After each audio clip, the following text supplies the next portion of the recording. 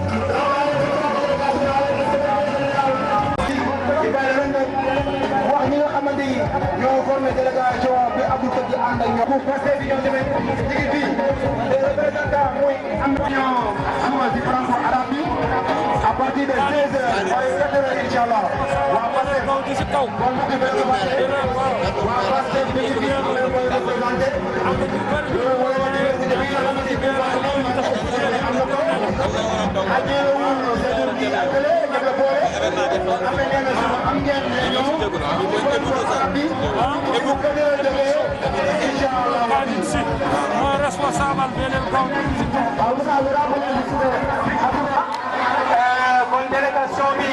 nga xam ni mooy le leader Abdou Gueye excellent kon képp koo xam ne kii yaa ngi ñëwoon kon nga fi def rajo mën ngaa jege mën ngaa jege si toog mais avant que ñuy ñëw ci li nga xam ni mooy la délégation ki nga xam ni moo accompagné Abdou Gueye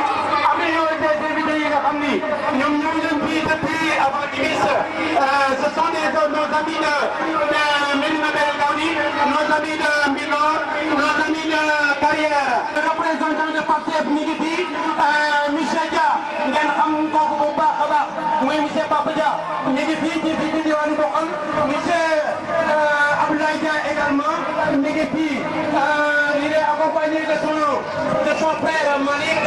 et de l'autre côté il y a mon cher ami Alioune Dia moom tamit mi ngi ci kaw tribune bi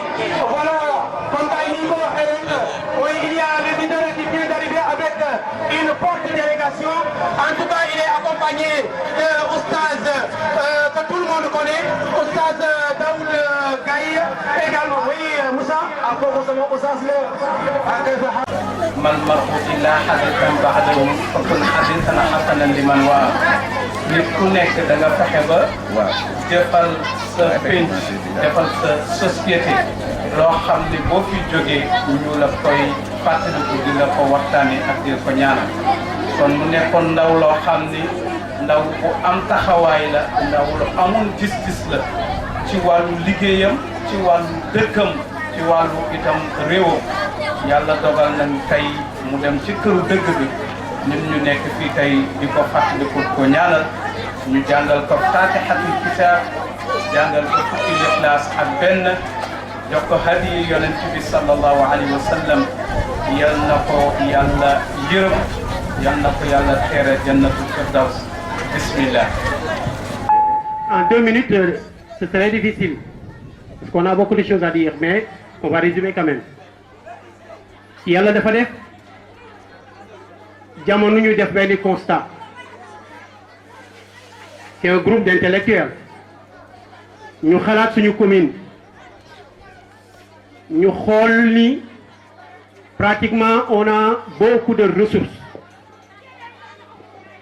Yu ñu teg bët. Nous avons des aménagements de part et d'autre du village de Bokhol. Nous avons la récente centrale solaire. Nous avons beaucoup de surfaces non utilisées, des milliers d'hectares. Nous avons de l'expertise, une jeunesse. Yoo xam ni ñu gis ni avec tout ça, des stations de pompage, des surfaces aménagées yoo xam ni mi ngi fi ñu gis ni période day am nga gis ay nit yu dul jeex jóge àll di wut si fi kon ñu gis ni c'est contradictoire ñi ay nit di jóge àll di ñëw di wut si fii di am di def te fii ni ñu war demee wuñ. Et quand je dis fii ce n'est pas seulement Bokhol en tant que village mais Bokhol en tant que commune ci la ñu taxaw ñu ne nan taxaw seetlu nañu taxaw seetlu lan moo tax Bokhol mënul dem lu tax Bokhol mënul développer am na association bu ciy œuvrer xam ngeen ko mooy l'association Sérère mais ça suffit pas ci cadre boobu lu ñu defee ay réflexion bari kon il faut ñu créer un mouvement boo xam ne bii dañuy taxaw pour suqali commune de Bokhol et pour mouvement boobu ñu taxawal ko kon warul nekk koo xam ni dañ ko waaw nous avons ay gars yi am nañu ay gan xam naa ma continuer kon ñu ni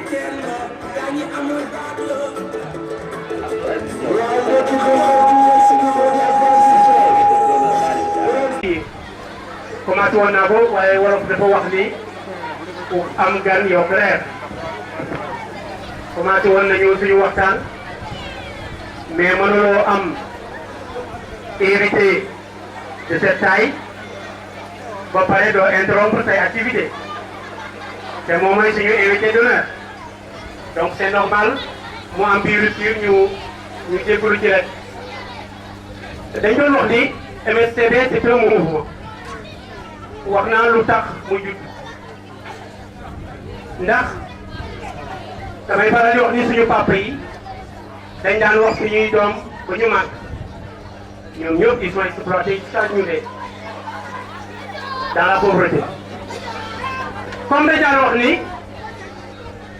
ba suñuy doom màgg ñu na jàngi nañu ba ñëw am xam-xam comme ñëpp au niveau de toute la localité Dagana en tout cas toute la vallée yàlla dogal ñu gis ni en un moment xool nañ ni suñu commune demul ñu ni waaw pourquoi nous am autant de ressources ku ne xam na ni dans les pays développés agriculteurs yi ñoo ëpp alal mais malheureusement c'est le contraire ici fii moom les agriculteurs xam nga ni fii kenn ku ne kenn bugg fi nekk béykat pourquoi donc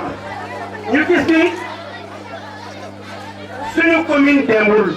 te duna am ay ressources yu leer ñu ni waaw pourquoi maintenant suñu commune mënul dem te ñu am ay ressources ñu ne nañ def réflexion ñu gis ni comme demul il faut intellectuel waaleykum salaam wa rahmatullah il faut que intellectuels yi nga xam ni ñoom ñoo fi nekk ñu regroupé wu autour d'une table discuter xalaat njàng dafa am lu muy jëriñ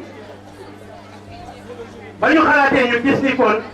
war nañu créer un mouvement ñu tuddee que MSCB mouvement suqali commune de Bokhol comme si c'est un mouvement boo xam ne bii dafa ñëw pour suqali toute la commune alors que dans la commune il y a tous les partis politiques ñu ni le mouvement doit être warul nekk koo xam ne kii dafa am benn rek mu far ñu ni invité nañu ñëpp on a tendu la main à tout le monde c'est la raison pour laquelle dañ ko créé monsieur le maire bi nga xam ni que je salue de passage mooy ki nga xam ni moom lu ñu ko njëkk a wax moom lu ñu njëkk a tàllal suñu loxo pour dire que ni exclure ñu kenn mais ñun ñoo ci suñu liggéey yàlla def mouvement bi def ay jàngat gëstu tous les problèmes de la commune et proposer pour chaque problème des solutions ci lii le mouvement bi ayca comme il y a des partis politiques APR mi ngi fi ñu dem seeti leen Pastef mi ngi fi ñu dem seeti leen PUR mi ngi fi ñu dem seeti leen ñu dem tendre ñëpp la main kon dañuy wax ni su fekkee ne suñu commune moo ñu ñor ñun on est venu pour le développement de cette commune on n'est pas venu pour xiro pour ŋaayo non on est venu pour la commune pour que cette pauvreté bi nga xam ne bii depuis nos ancêtres depuis nos parents ñu ngi fi continuer di fi nekk alors qu'il y a des intellectuels yoo xam ni nekk de haut niveau dans l'administration sénégalaise pourquoi cette pauvreté continue di fi nekk fii alors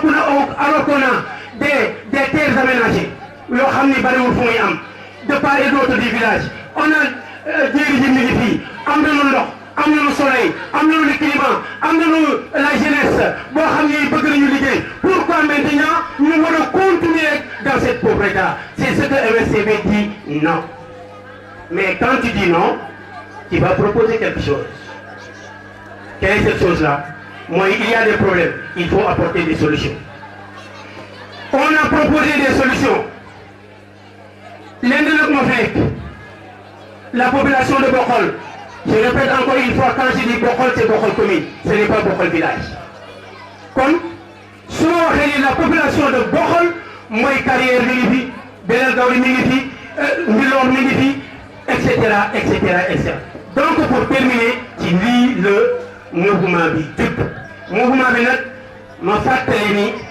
il y a des gens de Mbilor il y a des gens de Guitakhar en tout cas tous les villages am nañ fi ay représentants et on a sillonné tous les villages de cette commune là ñëpp jox nañ ñu loxo léegi nag li fi des mooy comme c'est une conférence te am na ci loo xam ni du mën naa ko war a wax lii mooy li nga xam ni mooy historique gu MSCB di gërëm ñëpp di wax encore une fois suñu cher invité ak sa toute la délégation bi nga àndal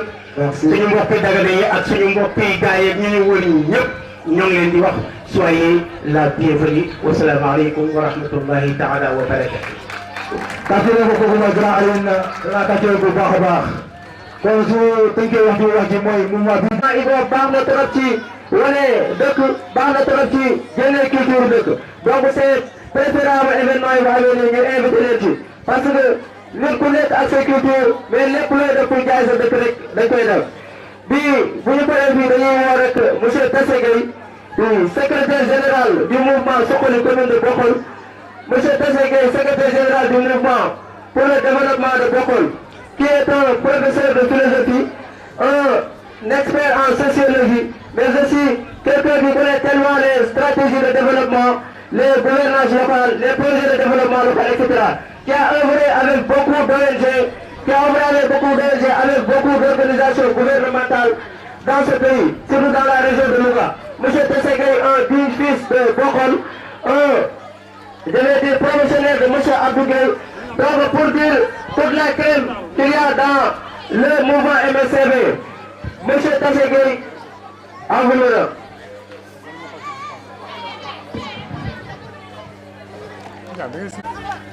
ñu ngi sant yàlla bu baax a baax di julli si yonent yàlla Muhammad sallallahu alayhi wa sallam di gërëm kilifa yi fi teew imaam yi représentant quartier yi ñëpp ñu ngi gërëm ñëpp di ziar suñu waajur bu tedd bu toog fii di papa Abdoulaye Thiam di ko ziar di rafetlu teewaayam suñu jotaayu tey lenn rek moo ko waral mooy waxtaanee xam-xam bu ñu nee waxtaanee xam-xam nañ tënk na lépp parce que y avait un grand philosophe qui disait ce sont les idées qui gouvernent le monde. Maintenant bu nee idée c'est pas une idée particulière on parle d'une idée générale mën na nekk sur le plan politique mën na nekk sur le plan social mën na nekk sur le plan environnemental maintenant bu ñuy waxtaanee politique du ñu war leeral tuuti lan mooy politique parce que au Sénégal on a une mauvaise perception de la politique bu ñu nee politique rek on te range sur le côté négatif c'est ça la perception des Sénégalais à l'égard de la politique alors que politique du dara lu dul xool ay taxawaay yu rafet ngir suqali sa askan moom la philosophie di wax la politique c'est l'art de bien gérer la cité et je pense que notre leader l'a bien compris c'est notre frère Abdou Gueye il est né ici c'est un natif du village de la localité il a fait son cursus au Waalo après son bac il est parti à l'université de Saint-Louis et je vais revenir sur son cursus mais bien avant cela je voudrais un peu parler de son collègue qui est Abdou Rahman Diaw Abdou Aziz Diaw autant pour moi Abdou Aziz digne fils du Waalo boo ñëwee Waalo rek ba dégg Abdou Aziz da ngay xam ni c'est un natif de Dagana donc lu ñu ko xamee mooy jëfin yu rafet ak profil bu rafet à l'image de la politique sénégalaise mu nekk nawle Abdou donc ñu bokk fu ñuy liggéey le même ministère ñuy defandoo ensemble ce qu'on appelle les questions de développement donc ñu ngi rafetlu teewaayam bu baax c'est un juriste de formation et qui dit un juriste dit quelqu'un qui parle des questions juridiques et je pense que dëkk bi fii mu toll soxla na ay juristes yu mel na moom de ce point de vue avant may introduire Abdou je pense qu'on va lui donner la parole pour qu'il puisse donner quelques mots donc monsieur Diaw vous avez la parole. waa Bokhol asalaamaaleykum sunu imam yi nekk yi biir Bokhol asalaamaaleykum sunu sage yi asalaamaaleykum sunu jigéen yi nekk yi Bokhol asalaamaaleykum jeunesse Bokhol di wax tey dama am kontaan ndax dama ñëw sama dëkk man fii laa dëkk ndax sama maam fii la jógee ñëw Dagana ku wax Bokhol day wax Cambérène wax naa suñu Balla Samb man daa suñu Balla Samb mooy sama maam kon tey Abdou cër bu mu am di Bokhol rek laa am Bokhol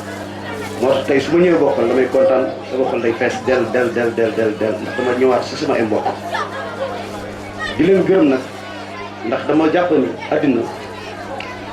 valeur moo ko incarné àddina ngor moo ko incarné mënuma tey wax Abdou Gueye si biir mbokkam mën naa ni Gueye la sant man Diaw laa sant muy sama xas buñ koy waxee tey sama gërëm c'est-à-dire tey man nag moom presque ak su fekkee am na mbokk sekkeen yi nekk fii maa ngi nuyu waa sekkeen yi nekk fii ñëpp di wax ni dafa am lu ñu lié ñoo bokk Waalo mais bokk benn village ba nga xam ne ni sunu maam yi fa lañu jóge kon donc tey su amee bis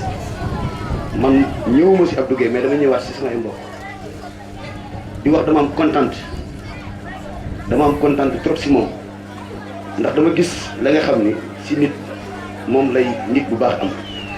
Abdou seen doom la mënuma ko définir dafa di ki nga xam ne ku am jullit la ku pied la il est très pieux am na jàng sax pour man nit ñi duñ koy wax mais mën nga jàng bañ jàng sax am addina mais yàlla daf ko may mu jàng mu yaru ba pare mu julliti te man yooyu dafa di ay qualité yi nga xam ne suñ ko gisee si nit rek dama lay fonk dama lay téye moo tax tey mu waral ma ñëw fii tey nag bisam bi mën naa ni dem si kontaan réussite la si gis ndax xale bu ndaw la ak du xale la du mag tey su organisé lii Bokhol damay kontaan damay xam ne liggéey na mu woote conférence di wax développement kii seen doom la mu créer un mouvement politique am na ko wax sànq parti bu mu def différence entre parti et mouvement tey France bu koy gérer xale bu ndaw la amul 42 ans mouvement la jiit la jëlee France fekk fa parti bi fi nekkoon depuis 800 ba léegi muy jël benn élection yi kon donc li ñu jàpp ni mouvement ak parti benn la concept kii rek ñoo bokkul approche rek ñoo bokkul mais benn la ñoom ñëpp dañuy conclure pour chercher le pouvoir jàpp naa ne mouvement bi mu créé woote conférence de développement loolu dafa nekk si Abdou Gueye mais dafa nekk si bokkal bii lu muy wax la di ko jëfee chaque jour ak li nga xam ne moom laa gis mu koy dundee man damay ñaan rek di leen ñaan waa bokkal leen conférence bii kenn mënu fi tënk développement bu mu jeex jàpp leen ni kii lu mu leen wax ak équipe bu mu àndal naxuñu leen mën naa ne nag tey mouvement boobu mënu ko génnee ci coalition présidentielle ak Benno Bokk Yaakaar loolu laa koy wax chaque jour nee naa ko Abdou tey da nga yërëm sa dëkk bëgg a développer sa dëkk loolu soo ko bëggee def yàlla may na la nag nga nekk ci état nga nekk ci position bu stratégique laa wax bu stratégique ndax su ma ko waxul fii du baax il faut que ngeen xam kan moo toog fii dafa nekk ci position stratégique bu nga xam ne mën na am lu ëpp lii mën am tey jii te boobaa du moom de moom am na lu muy am ba pare boobaa yéen ñi nekk fii la ndax dana def question de développement bi kii di wax léegi secrétaire général man nag li ma koy wax mooy bul dellu ginnaaw bi nga commencé yàggul mais li ma gis fii tey ci conférence bu ñoom ñëpp solee seen dàll dugg ci seen ay mbokk ndax dëkk boo fa dëkkee rek bokk fa rek loo fa bëgg am da nga koy am yaru nga ñi fi dëkk ñi tamit fii lu ñu dëkk mais am nga droit bëgg dëkk bi am nga droit laaj ci dëkk bi mais nag lépp rek comme li ñu wax ñu def ko ci yar def ko ci discipline def ko xam ne tamit coalition bi kenn moomu mouvance bi kenn moomu seen doom la nag dama bëgg yéen jàppale ko ci coalition Benno Bokk Yaakaar yéen jàppale ko ci mouvance présidentielle même au-delà de mouvance présidentielle Abdou bu amee beneen approche sax man dama koy woo wax ak moom ni ko fekkee da nga bëgg a jàppale sa dëkk xoolal bu baax lan ngay def ndax soo yërëmee sa dëkk bëgg a jël ay questions environnementales bëgg defar mbay mi bëgg defar xale yi fi ñuy liggéeyee dafa am na ngay taxawee kooku il faut que mu leer ndax c'est pas une question que am nga jàng rek duñ la war a jox dëkk bi déedéet ndax bokkal bi ku fi wax jàng rek je crois que ay cadre kese fi nekk mën naa ne kenn ëpp leen cadre ana ñu tey ñoom ñëpp ñoo ngi toog jàpp seen jàmm dafa am lu leen manqué mooy position stratégique lu leen manqué mooy position politique te Abdou boobu loolu la bëgg laaj yéen jox ko mu soqali bokkal comme ni mu ko waxee ci mouvement bi te loolu kenn mënu ko réussir du Abdou Gueye moo koy réussir de du mouvement bu moo koy réussir yéen waa doomu bokkal yéen a koy réussir man sama wax du bëri tey ndax dama suma xol dafa fees mu nekk une conférence ba nga xam ne dafay bokkal seen électorat ndax man politicien la dama koy woowee nee naa ko yow environnement man politicien la tey yéen ñii yéenay ressources yi ngeen bokkal taxaw leen yéen jàppale seen doom taxaw leen yéen jàppale mouvement bi taxaw leen yéen jàppale Macky Sall man loolu laay wax pour le moment ndax Macky Sall moo fi nekk chaque jour loolu laa koy wax nee nag loo bëgg sa dëkk tamit il faut que nga xam nooy taxawee loolu yëpp soo gisee ma koy def yéene bu mu am ci bokkal dama xam ni moom kese mënu ko réussir il faut que mu ànd ak état il faut que mu ànd ak état te état boobu nag yàlla rek moo xam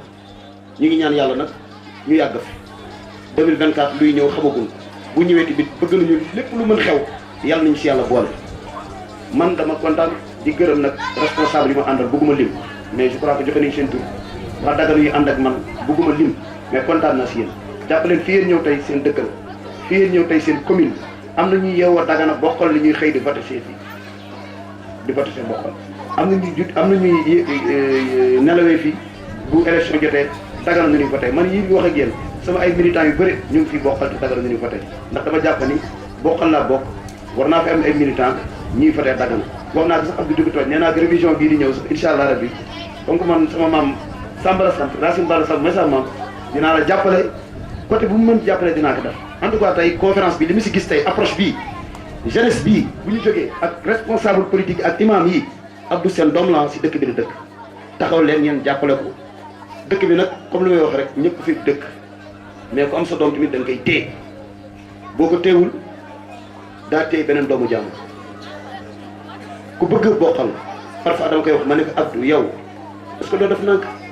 est-ce que doo def ndànk maanaam moom chaque jour ku nekk da ngay conseiller sa morom rek ndax amour bi nga am bi si commune bi mais ñu ngi ñaan yàlla ndax bëgg sa dëkk si jaamu yàlla la bokk ñun dañu bëgg suñu dëkk te ñu ngi ñaan yàlla yàlla nañu si yàlla defal ndam Abdou une fois de plus maa ngi lay remercier kontaan naa trop lii tey su doon sama sago damay yendoo ak yow toute la journée bi bokk mais dafa fekk tey maa ngi Dagana am ay activités politiques di ko def mais une fois de plus maa ngi remercier jigéenu bokkal yëpp une fois de plus maa ngi nuyu imam bi une fois de plus maa ngi nuyu doomaanu bokkal yëpp yéen jàppale Abdou Gueye yéen taxaw def si seen doole daf leen si seen doole daf leen si seen kàttan élection yii ba yéen góorgóorloo gëm ko biir benn boo ko yaakaar incha allah Abdou Gueye mën na nekk candidat te mën na ko gañ lu mën xew nag ñu ngi si ginnaaw Macky Sall une fois de plus ñoo ngi koy déglu ndax moom moo am dernier mot ba léegi may wax ak yéen fii bokkal Macky Sall tegu fi kenn ni moom mooy candidat bi liggéey leen liggéey moo koy may bu ko liggéey may rek yàlla dana def ndam maa ngi gërëm jeunesse bokkal maa ngi gërëm femme bokkal vive mouvement bi vive Abdou Gueye vive bokkal vive Benno Bokk Yaakaar vive le président Macky Sall merci beaucoup. merci. di la wax ne am nañu mbégte mu rëy franchement suñu contenté am na fu mu commencé mais amul fu mu yem te ñu ngi lay xamal aussi ni nga jàppee Abdou incha allah daan la jàppee noonu parce que ñu bokk ay bëgg-bëgg ñoo war jàppante ñoo war a ànd incha allah donc loolu moom bu ci am benn njàqare incha allah bu neexee yàlla donc comme luñ ko commencé woon si question développement lu ñuy wax maintenant mënuñu wax développement te duñu wax politique mënul nekk kenn mënul séparer développement et politique c'est impossible waaw donc tey suñu toogaay tey mooy waxtaan entre nous parce que ñoo bokk objectif ñoo bokk ay bëgg-bëgg te suñu bëgg-bëgg du lenn mooy suqali commune de Bokkal et je rappelle bu ñuy wax Bokkal souvent on dit Bokkal mais bu ñuy wax Bokkal duñu si war a dégg commune de Bokkal tous les villages yi nga xam ne duñu aju si commune Bokkal je pense aujourd'hui tous les représentants des différents villages sont là aujourd'hui présents avec leader voilà. Maintenant politique et stratégie pour l'émergence de la commune de Bokkal mooy suñu thème quelle solution proposée par le mouvement Suqali commune de Bokkal thème bi la Abdou Gueye war waxtaane tey partagé ko ak mbooleem mbokk yu fi teew tey incha allah bu neexee yàlla maintenant kan mooy Abdou Gueye loolu je pense que jawlu sax ñu koy wax parce que d'abord suñu mbokk la ñoo bokk histoire ñoo bokk deret ñoo bokk lépp ginnaaw bu ñu bokkee loolu lépp dafa nekk un digne fils du village un digne fils de la commune un digne fils du Waalo parce que comme monsieur Diaw lu mu ko waxee léegi am na njàng am na xam-xam mais yooyu yëpp amul solo peut-être lu ëpp solo mooy yar julliti na am na yar te boo xoolee cursus am depuis mu nekk école primaire doo ko dégg si affaire yu kenn yu amul sens donc loolu rek war na tax ñu jàpp ko ak suñu ñaari loxo Abdou est un expert franchement dans les questions de développement sànq benn mbokk mi mooy tooñ naan ma Abdou bi waxtaan pétrole rek lay waxtaan man que parce que nit day nekk seen biir te du leen ko xam parce que moom ça comment dire son mémoire de maîtrise il a soutenu en question de développement donc monsieur Diop wax na ko léegi parfois ay cadre duñu nekk suñu biir duñu leen xam et mi ngi si position bu am solo te war nañu gëstu nag Abdou mooy kan war nañu ko gëstu waaw buñ ko gëstoo ba xam que ñu jàppale ko ak suñu ñaari loxo parce que kenn du jógee sa àll bi di ñëw Bokkal di suqali commune de Bokkal mënu nekk c'est nous les fils de la localité qui devons franchement émerger notre localité c'est ça la vérité maintenant am na liggéey bu mu def ba tënk ko si ay kayit et je pense que ñu ngi siy liggéey daañu fexe suñu kem kàttan ba tasaare ko si askan bi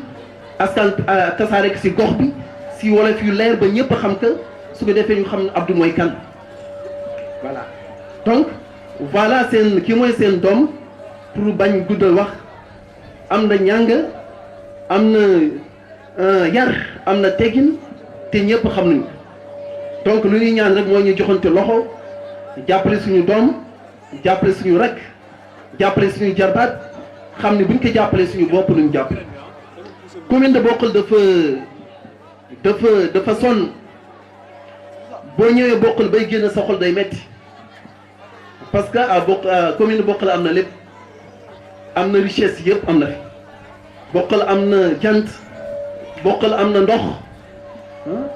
Bokhol am na ressources humaines donc commune de Bokhol lan la dese pas-pas la dese ak politique bu sell politique bi nga xam ni pas une politique politicienne mais politique waxante dëgg lépp lu ñuy def ñu def ko ci dëgg lu askan bi bokk ñu séddoo ko ci lu leer nañ waaw ci ay charte yu leer nañ loolu mooy politique. et je pense que bu ñu jëlee Abdou teg ko suñu kanam c'est parce que duñu am confiance ci moom donc ñu ngi leen di ñaan képp ku fi nekk tey ak ñu fi nekkul sax ñu jàppale suñu doom pour suñu objectif yi nga xam ne moom la ñu am incha allah ñu atteindre ko bu neexee yàlla donc sur ce je donne la parole incha allah. bu ñuy wax Serigne Cheikh Ahmed Tidiane Sy Al Maktoum da doon rappeler toujours ni à chaque génération sa responsabilité soit elle l'accomplit soit elle la fuit donc tey ci contexte bii ñu nekk mën nañ jàpp ni MSCB dañu nekk ay ndaw yi nga xam ni wala boog ma tekki sax wax jooju lu mu wund ci wolof mooy ndaw yi jamono yu nekk ak seeni warteef soit dañ koy jëfe nangu tool boobu noonu bay ko wala ñu bàyyi ko noonu toog yaafuus bàyyi tool ba raaf tey bu ñu xoolee contexte bi MSCB juddoo dañuy gis ni rek MSCB ay jeunes lañu ay ñu bëgg Bokhol lañu ay nit yu taxaw gis ni Bokhol war nañ ko mën a développer ñoo booloo fexe ba Bokhol bañ a sooxe defuñu ci xaar ma yàlla ay kii wala kële ñoom ñëpp dañu ñëw booloo. li ma doon wax mooy profil yi nga xam ni bokkuñu di nga ci gis paysan di nga gis ki nga xam ni commerce la xam di nga ci gis ki nga xam ni pétrole la xam wàllu énergie wala wàllu keneen éducation keneen ci santé donc mu am ay diversité ci profil bi nga xam ni mooy richesse bi nekk crème bi li ñuy gën a xuus ci activité bi ngeen gën a gis recherche su événement bi gën a gis recherche su projet bi nga xam ni moom la Abdou Gueye leader du mouvement Suqali commune de Bokhol na représenter sur tous les domaines du développement bàyyiwul benn domaine sur tous les plans du développement incha allah donc ñu yee public bi tuuti rek am ñu leen wan donc Max Dib la ñuy woo mu dugg xaw yëngal fii nii rek donc incha allah ñu woo Max Dib bu ñu paree ñu jël Medza Kilo ci kanam incha allah donc Max Dib ñu ngi lay woo. kon année Max Dib fu mu nekk mu. parce que sama mère laa si waay ak sama père. te lu jóge si xol moom defe naa ne si xol ak la mën dem waa DJ su baax nga mooy moom.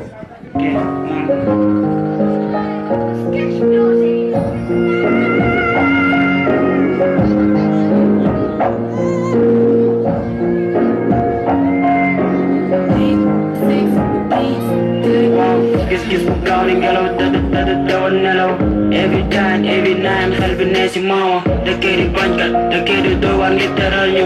every time anyway maama ne ci waar bëggul ñu ñekkee na maama di bañ ñu gelaw waar di ne ci maan feeñ ci xol moo tax rangoo ñu togg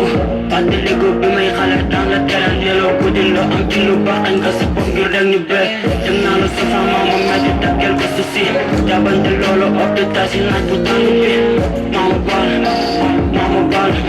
su xel mi demee ci maama rango ñu topp mel waral mu fit bu soppeeku doon indi àll bi ba seen lekk rab yi nekk ci biir àll bi yëpp jotal mi demee ci maama rango ñu topp xel mi demee ci maama rango ñu topp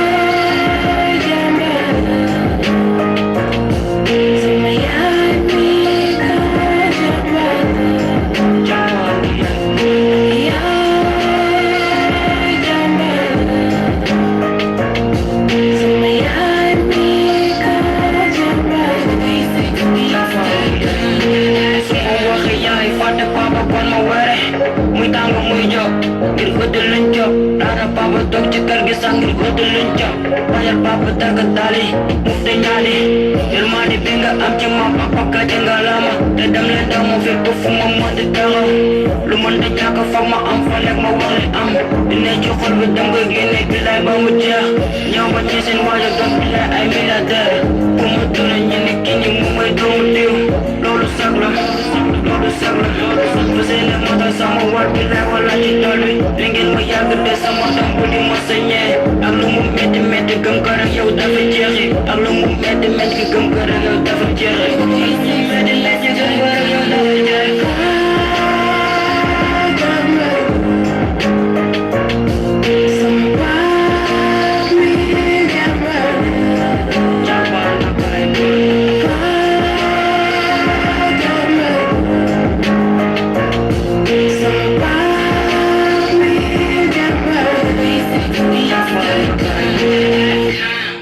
fàttali leen benn action maam waaw am na lu fi jot a xew neexuma dam nañu seex na yam ci game bi waaw bul dugg sama famille parce que soo tuddee sama famille jot ma respecte naa sa mère bro respecte naa sa parent bro nga la noonu joxe conseil fañ di sànnante sunu biir képp kuy foog sa marché dégg weneen projet yi bi leen ci kanam ok yow jaratul laaj ba xam il est fort booy laa bu mën a def lu ñëpp tële Michael dut ba noppi zongale triple nii ba noppi rew ñale e joxo leen loxo li ma mën ngeen tële booy toppal nii yow kii ak kële e dunni li pële man maa raw ñale rocci mi rafet ma rafet rocci la paaka la jam na la yuuxu nga ay yàlla man dama deme ba yàlla ma lekk leen cob leen te reegu ma ay ngaani ma yéngeen ma yeggu leen classe bi si xottu neen dégguma yéngeen ma yeggu leen classe bi si xottu neen gang bitch tarmba ci loolu booy jaratul kaas lamba sa dox noo def dem toog e xool ma ci bët da nga tiit wala boog xel mi comme teen noo def da nga root e di kon nga toog li may teg ngay get booy talatuma leen noo duma jaay break bon dama kaas pour xaasee réponse génn na génn xeen foofu gang ñoo leen di nuyu kenn ku nekk turam ak santam di rafetlu jataay bi aussi xam naa lu si sànni warul bëre sax xanaa am yu nu war rappeler rek c'est-à-dire bu leen ma gisee ma jël parole sax dina jaaxal ñu bëre ndax man politique du sama domaine mais dafa fekk sama frère bi sollicité ma te li mu wax ak man moo tax ma ñëw du ñu war rappeler tuuti lu tax Abdou Gueye wàcc sur le terrain lu tax mu gën wàcc bokk na si bokkal bare woon na ay cadre mais kenn nangu fi woon politique bare na cadre yi nga xam ne Abdou Gueye tase na ak ñoom lu nga xamal moom mooy ni ko ñun erreur bu nu def fexeel ba bu ko def ndax si politique rek nga mën jëmmalee sa askan mu ne ma bu fekkoon xaalis la xëy na lu ma yàlla di suturaale ëpp na xaalisu maire mais li ma gën soxal mooy développement te développement bu ñu ko waxee c'est à la base développement bu ñu ko waxee c'est à la base kon foog mu wàcc si askanam mais aussi tamit dafa am connexion moom la monsieur Aziz doon wax léegi ndax Abdou Gueye mën na bëgg projet bu mu mënti doon projet jinne bu mu mënti xalaat sur la base bu fi état jàppul du dem fenn mouvement Suxali commune de Bokhol nag boom ñu ko créé yaakaar naa le 7 juillet 2020 mais boom ñu ko créé def nañu presque 9 mois yi nga xam ni du ñu nekkoon ci xalaat projet bu ñuy soumettre population commune Bokhol ñu déceler ressources yu nekk yi commune de Bokhol xool jafe-jafe yi nga xam ne commune de Bokhol am na ko ak yenn solution yi ñu ci mën a apporter te commune de Bokhol nekk na commune bi nga xam ni commune bu neex jaay la mais malheureusement ñi fi nekk ñi mënuñu ko yóbbu fenn nañ ko wax ndax commune de Bokhol bu demee buñ koy méngale commune bu mel ne Gaaye Bokhol ngi xam ni boo ñëwee am na suufu Dior am na suufu Delta route nationale numéro 2 bi jaar ci digg bi yàlla le soleil ba pare dex gi nekk nii population bi lu ci gën nekk ay ndaw ba pare Bokhol mënul décoller kon y a problème jamono bi nag dafa toll fi nga xam ni mbiri xam-xam moo koy doxal naaka dafa toll fi nga xam ne mbiri xam-xam moo koy doxal te bu njëkk sunu maam yi xëy na ay fas lu doon demee ak ay giléem léegi ñoo ngi amee ay oto kon jamono doy dox léegi foofu Bokhol dox ànd ak moom yàlla def na ni jox nañu benn doom ji nga xam ne xëy na buñ ko jàppalee lu doon wuti ci Oumar Sarr di ko wuti ci Makhtar Cissé yàlla mën na ko jagleel te aussi nañu xam ni élection yi di ñëw élection 2022 yi élection wu jeunesse bi la mag ñi nañu xajal gungeenu mais nañu bàyyi jeunesse bi diriger yàlla def na ni nag boobu ñu formé mouvement bi ñu xalaat ci 9 mois ba génnee projet boobu noonu mu nekk benn fascicule bi nga xam ni njëriñ kase la ci lu ñu wàcc sur le terrain mais boobu ñuy wàcc sur le terrain tamit di ñu wax ni amul xaj yi amul seet ndax ñun ñëwuñu pour xiiroo pour ŋaayoo pour noono ndax bokkal benn bopp la suñu benn noon moom mooy la pauvreté le sous-développement loolu rek mooy suñu noon ñu ci dynamique boobu moom lu ñu ñëwee biir bokkal ba lu ñu njëkk def les représentants parti politique yu nekk yi biir bokkal yëpp seeti nun leen te boobu ñu leen seedee tamit présenté nun leen projet bi ni leen képp ku ci am projet bu gën solide suñu projet képp ku ci am tamit leader bu gën am compétence suñu leader ñun pare nañu pour ranger wu sa gannaaw nga doxal kon ça veut dire que ni ñun développement bi moo ñu ñor ñëw nañu def nañu bokkal xëy na bokkal jeexagul après daanu def marché par marché comme Barthélémy Dias nu mu koy defee kër par kër mais pour l'instant def nañu représentant parti politique yëpp dem nañu fa mais aussi compagnie yi ñëpp dem nañu fa kon xam ne am na couche ba nga xam ne commencé nañu ko laal mais aussi dem nañu fu mel ne gëm yàlla dem nañu fu mel ne Mbeelon dem nañu fu mel ne Belal Gawdi dem nañu fu mel ne carrière dem nañu fu mel ne mairie foofu yëpp mouvement MSCB am na fa ay représentants te ñoo ngi commencé def massification bi kon ça veut dire que ni ñun nekkuñu di nelaw lu ñu yor li lu ñu ñor la te lépp njariñ la man damay faral moom dafa may faral di wax ni bu fekkee nag lii ñu dëgmal nii bu yàlla taxul ak dimbali suñu askan rek tax loolu rek taxul yal bu ko yàlla àndul kon nekk na li nga xam ni lu ñu ñor la ñu leen di woo ñeen yëpp ngeen ñëw jàppale seen doom ñu jàppale ko ngeen jox nu ndax am na ay partenaires yi nga xam ni pare nañu pour jàppale mais dëkk boo fay dem dafa fekk mairie bi moom mooy porte bi te pour nga indi projet yooyu ci dëkk bi foog nga ne accéder ci mairie kon Aziz yow tam di la gërëm di la sant ndax amoon nañu fit ñoo ngi doon dem mais bu ma la gisee tamit damay gën kontaan ndax ñoo ngi lire ci Sénégal partout que ni jeunes yi ñoo ngi commencé di poser seen candidature pour jël mairie kon ñun dynamique bu nu nekk bi dynamique bu baax la ñoo ngi leen di gërëm di leen sant wasalaam. Merci beaucoup madame. De tous les quartiers de Bokhol pour participer sur cette conférence de presse qui tient à sensibiliser la population de Bokhol sur le respect strict édicté par nos autorités tey maa ngi rafetlu yéen seen toogaay bi ndax boo xoolee Bokhol ñoom nangul nañ ñu autorités yi respect mesures barrières yi kon Bokhol kenn du fi séntu cas communautaire wala beneen cas kon nag ñi ngi rafetlu liggéeyu autorités yi naaj.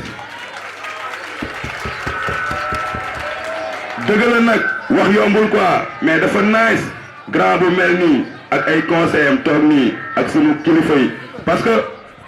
Kocc Barma dafa wax mag jar na bàyyi si réew anglais di wax elder is very important in society kon grand Ablaye Sarr bu demee ba tollu fii magu Bokhol yi si ñoom la roy ba tollu fii kon nag c'est à féliciter et à encourager moom dañ ko war a féliciter encourager ga ndax ñun amuñu lu dul suñu dëkk muy Waalo précisément Bokhol kon DJ bu fa sound bi nekkee nga may ma ko parce que on n'a pas le temps yéen ñëpp nag dama bëgg ngeen show son bi nag kii laa ko may mooy woy sama leader bi ak kay conseil am ak sama papa yu baax yi toog fi ak sama yaay ak xale yu ndaw yi nga xamante ni ñoom ñooy suñu espoir demain bu fekkee nag sound bi parewul damay def benn freestyle pour moom yeah kon na yokku DJ open sound tout le monde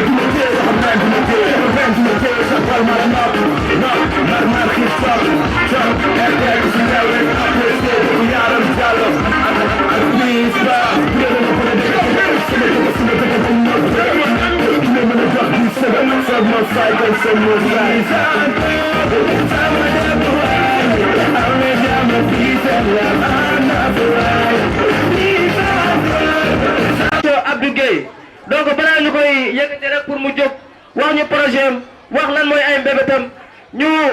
jot defal ko présentation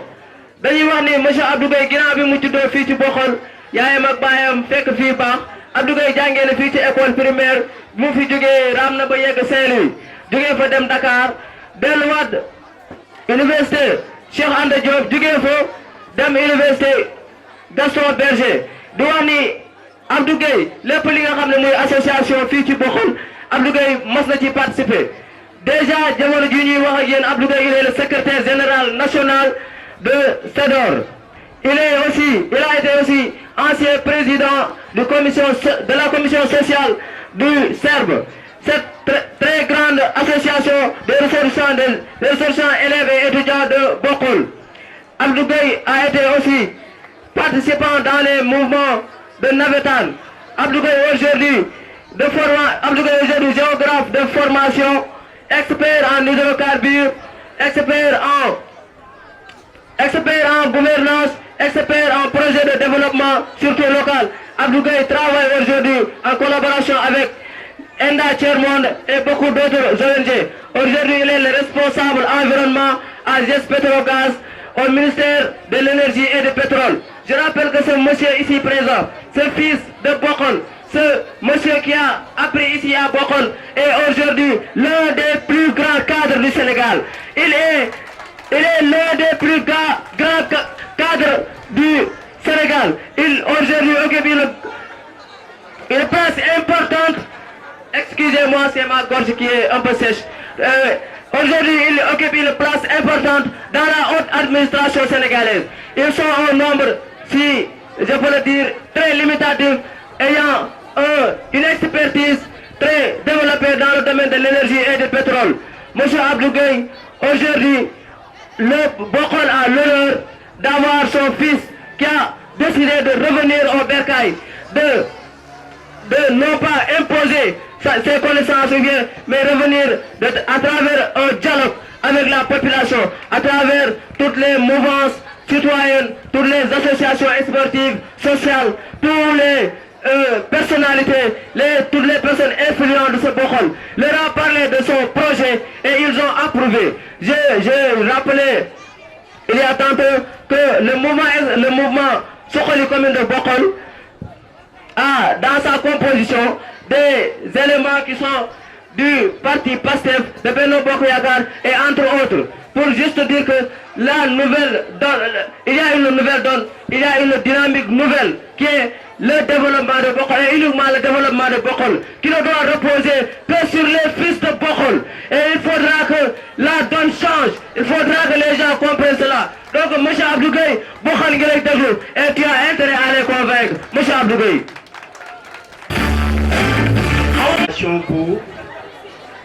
Pour sommaire pour le leader de MSCB. J'allais dire que c'est un géographe. C'est un géographe spécialiste en hydrocarbures. Kon, il faut que nous sachions que notre camarade, notre cher M. Diaw, il faut que nous sachions kan.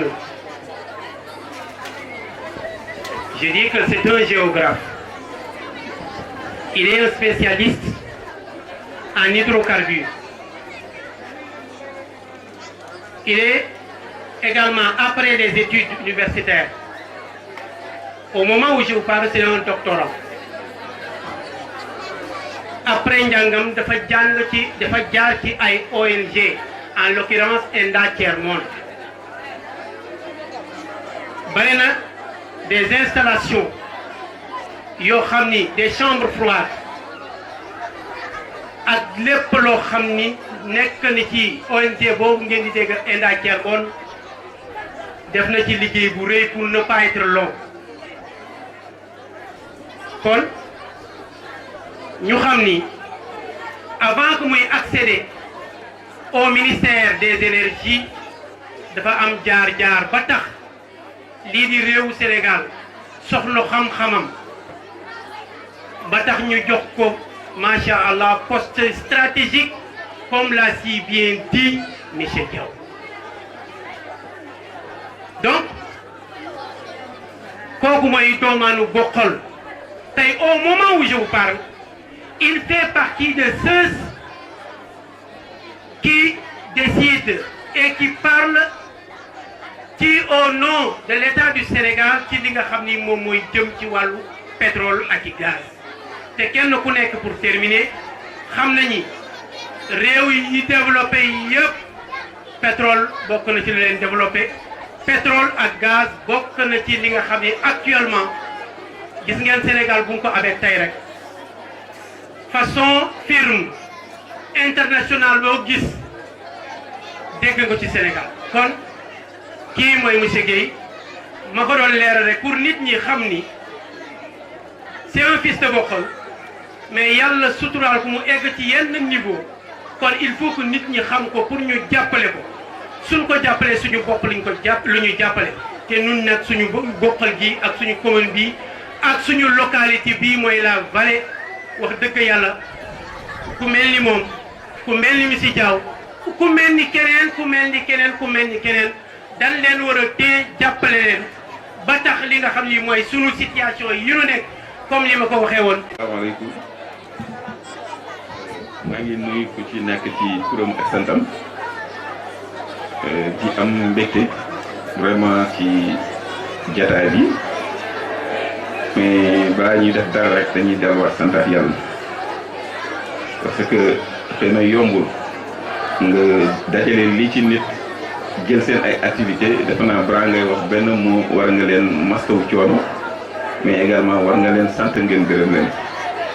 donc bu ñu jugee ci loolu tey dama amaat mbégte boo xamante ni xaw ma sax fu mu yam te je pense que su ma waxee mbégte di ngeen junj xam ku ma bëgg a wax xëy na mosu leen ko gis mais tey sama xol dafa tooy mu jëlee parole donc loolu je veux juste citer Abdou Aziz Diaw bon. Abdou nag wax ci moom day jafe parce que yàlla dafa def ñu xamante bu ñu xamante yàggul mais mosul changé bi ma ko xamee ba léegi lenn laa gis ci moom dama ko koy wax ni ko téye positif ci dafa am loo xamante ni si la ñuy téewee nit wala si lu ñuy déterminer nit muy xol nit ku dul mer la nit ku bëgg lu baax la nit kuy sonn ci nit la tey dama ne ko conférence bi dama koy organiser Dakar la jógee bàyyi ay yitteen tey masque yi ngeen di gis yëpp moo fi indi parce que xam na ni ñoo ngi ci contexte Covid et pourtant sama collègue la maa ngi moom ñoo bokk bureau mais wax yi muy wax ci man tey dafa nekk wax yu ma dépassé mais su ko waxee dam du ma bett parce que yàlla def na bis bi ma nee bay tudd sama doom moom moo ñëw ak délégation bi mais suñu directeur moom la jox parole également mu wax te je pense que wax ji mu waxoon ça m'a beaucoup frappé tey wax jooju dafa delloo si waat donc Aziz xëy na li may wax xaw ma sa fay yàlla moo am fay li ma lay def dama lay ñaanal parce que xam naa la ki xam naa sa xol su may wax dama naa xam naa sa xol parce que xam naa lu nga yéene nit ñi dama koy tooñ xëy na am na yoo xam ne daf du mu ci dugg mais pour wax leen grandeur am ak mbaaxam fu mu toll sonn ci nit moo ko gën a yomb ka mu def leneen lu nit ñi soxloo bàyyi na li mu jàppoon yëpp ngir nekk ci service nit ñi te ci loolu la tax rek moom it mu am même dynamique même ambition même engagement pour nekk maire u Dagana tey ku ko gis xam ni nekkul koo xamante ni ñàkkul mbooloo tey am na lu bëri bu ko Makhtar Cissé tey amee Dagana ginnaaw yàlla Aziz mii loxoom la donc loolu c'est important ñu waxtaanee ko donc xëy na du ma guddal parce que Aziz mënuma wax ci moom dama koy ñaanal temps bi daf ñu xoj ci dañ ma permettre pour ma animer benn conférence mais yaakaar naa balaa may ñëw ci animation conférence bi su ma gërëmee Aziz damay gërëm ay mbokkam damay gërëm ay xaritam et je précise également ku mel ni Assane nga xamante ni bu ñu xamante motul une semaine mais il est tellement disponible événement bi amul lu mu si dajul bi mu ko waxee dafa ne ma ni may xoolee Aziz laa lay xoolee kon ñi baax rek ñooy ànd bi mu koy def amul benn xaar ma yàlla daf ko def ak yéene donc su ma gërëmee Aziz dinaa gërëm Assane mais dinaa gërëm képp ko ànd ak moom bàyyi ay activités am ñëw assister ñu donc li ma waxoon Aziz mooy kontaan naa yaakaar naa ni c'est le début du commencement yàlla moo ñu boole ci ay liggéey ñuy partage lu bëri waaye kenn mësuñu dégg kenn mësul gis Aziz changé kanam kon bu toogee naan man dama baax wala jullit man yaakaar naa jukkoom rek la doon seere parce que moom moo mel noonu te nit na xëy na di nga ko xam parce que dina la jege xëy na li ñuy passé temps moo ëpp li ma koy passé ak suma famille kon bu amee boobu seede ñu am boobu relation mu bàyyi tey man daba naa su ma jàppoon Aziz gis naa ko jàpp 20 parce que lii amul prix li ma defal nii tey amul prix te wax naa ko ni ko gor nag nga ko féqal parce que je pense que bu nee waalo am na loo xamante ne dañuy xaar ci moom mooy gore te je pense que dañuy ñaan yàlla mu dolli ñu sutura ay ndaw lañ wax na ko waaye lenn moo ñuy yital wax na ko te xam na ko fi mu nekk di liggéey bu ko neexoon mu toog fi mu toog mais li mu yaakaar ak li mu jàpp ne war na ko mën a dimbalee dëkkam moo ko tax mu bàyyi fi mu nekk wàcc zone de confort pour assister ay communautaires te yaakaar naa dinaa ko préciser su ma duggee tey ci politique moom mii la xam nga su ma demee ba créer mouvement mënuma bokk ci benn parti parce que il a très tôt compris ni ma foog nga def politique tey xam naa li nga yéene ci bokkal mais mënoo ko atteindre ci ko politique mu ne ko Aziz man du ma politicien man xaw ma politique man jaaruma école du parti kon su ma bëggee def loo politique di nga ma sonal ci politique dafa am lu mu laaj est-ce que mën naa waaye tout le temps ay valeur rek la may indil bon valeur yooyu nag bu fekkee nekk na su ñun man laaj ko nu ñuy def mooy sama conseiller en politique ci du ma ko nëbb ni ku nekk da nga koy jox lu mu moom man wax naa ko di ko cuune laa ci politique noonu la amee humilité suñu duggee ci domaine technique noonu la naan ma kaay wax ma lii xamal ma lii donc loolu ànd la bu rafet et je pense que dina baax su ma toogee ci mbooloo mi kàddu yooyu may yëkkati ko wax ko ci di ko ñaanal donc nag dinaa ñëw ci gàttal ci conférence bi ñuy lié je pense que du sax waruma sax waxaat parce que boo dégloo tase mu doon EG mu wax ci problématique bi dem ba ñëw wax ci problématique bi man pour man amatuma ci woon sax kàddu waaye ginnaaw ba jagleel nañ ma ko ñu wax ci waxtaan man je pense que dama koy scinder sur 3 points xëy na dinaa def situation bi mooy le pourquoi déjà ñu war a mën a dem ci développement dina identifier problématique bi nga xamante ne ñoo ngi koy dund te je pense que li ñu posé ci sujet bi mooy yan solution la ñuy indi donc ñu bëri ngi naan sawaay ci pétrole rek lay wax waaye defe naa war nañu rappeler ni man avant pétrole am naa leneen lu ma jàngoon sax et je suis vraiment l'un des rares toog ñu war a bind sa mémoire de maîtrise nga jël sa responsabilité ni da ngay bind sa dëkk te képp ku xam luy mémoire lu muy njëkk a wax ana données yi ngay bindee bi may ñëw fii fekk mu fi benn donnée mais amoon yéene ci sama dëkk ma gis ni am na mbégte pour bind ci li ñuy wax agriculture ak climat tey ñun suñu famille yëpp 90% ci bay la ñuy yaakaar naa nag buñ ne la demal nga jàngi war nga bàyyi xel ci ñaar jàng réussir pour sa bopp pour sa famille mais jàng également réussir pour sa dëkk lu tax ma ni pour sa dëkk parce que dañuy jógee ci ay kër yi la ñuy constituer mu doon quartier yi la ñuy constituer mu doon village yi nag la ñu constituer ñu jógee ci état bu village ñëw ci commune ci rural ba doon commune bi yàlla defee nag Bokkal existé na depuis fort longtemps 2008 la Bokkal bi ñuy tudd Bokkal communauté rurale existé avec le décret 2008-749 du 10 juillet jamono di dox quelques années après 2013 ñëw politique bu bees juddu Macky Sall wàccewaat beneen décret du sax Macky Sall mais période boobu bu mu ñëwee mooy acte 3 de la décentralisation en 2013 dafa wàcc mu ériger les communautés rurales en communes te si article 81 code général des collectivités locales dafa am lu mu wax xam nga aduna buñ koy doxal kenn mën na ko doxal si ñàkk xam te dama koy faral di wax c'est pas pour rien yàlla si alxuraan bi mu wàcc mu jiital ci Iqra c'est pas pour rien yàlla bëggul ignorant boo ñëwee en droit de naan nul n'est censé ignorer la loi léegi nag ñun ñu jox la commune boo xamante ni dañ ko définir sur des coordonnées géographiques estimé ko sur 630 km², ce qui fait l'équivalent de 63 800 hectares. mu am position géographique bu extraordinaire man géographie laa def kon su ma koy wax dama koy xam man xam naa lan mooy géographie mooy seule science buy étudier espace te képp ku wax ressource dafay wax espace mais bu fekkee ñun dañu jàng ñu xam ba pare war a toog seetaan dama naan defuñu suñu cër man yaakaar naa bi mu koy wax ne ko lu tax ma ñëw bind ci mémoire en 2012-2013 parce que dama xam ni agriculture daf ma intéressé woon mais tey kenn mënutul wax agriculture te waxoo climat parce que changement climatique dafa lal monde bi yëpp te tey économie bi mënatoo ko développer te comprendre phénomène yooyu bon bu ñu gisee loolu ñu jàpp ne nag comme que ñun jàng nañ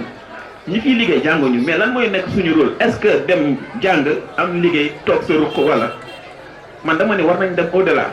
parce que lu tax ma tudd léegi ni dafa am loo xamante ni ñun ñëpp ko bokk te du kër gi moo koy réglé du famille bi moo koy réglé mais fokk yàlla am ñu mu baaxee ci biir kër yi ak ci biir famille yi ñu mën taxawaayu pénc mi man noonu laa comprendre dama yaakaar ni aduna boo fi nekkee di dund sa dund war na am njëriñ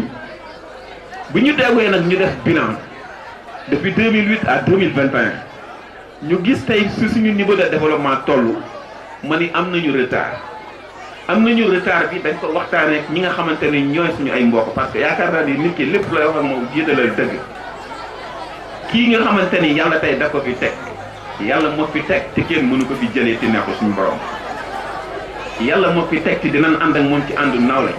waaye bisu dëgg tam bu joxee dañ koy waxante man kenn gënuma am ak relation tey ki fi yàlla teg waaye bis bu ñu toogee laaj ko suñuy luy wax lan mooy jëmale suñu dëkk ci kanam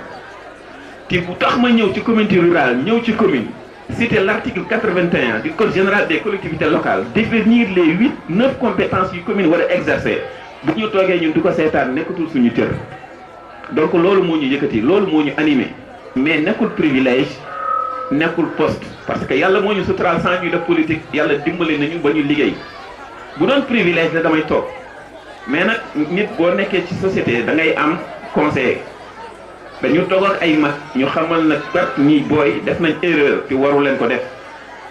ma ne leen lan mooy erreur ñu ne dañu yaakaar ni politique waruñu ko def parce que dafa nekkul lu baax bi ñu xamalee loolu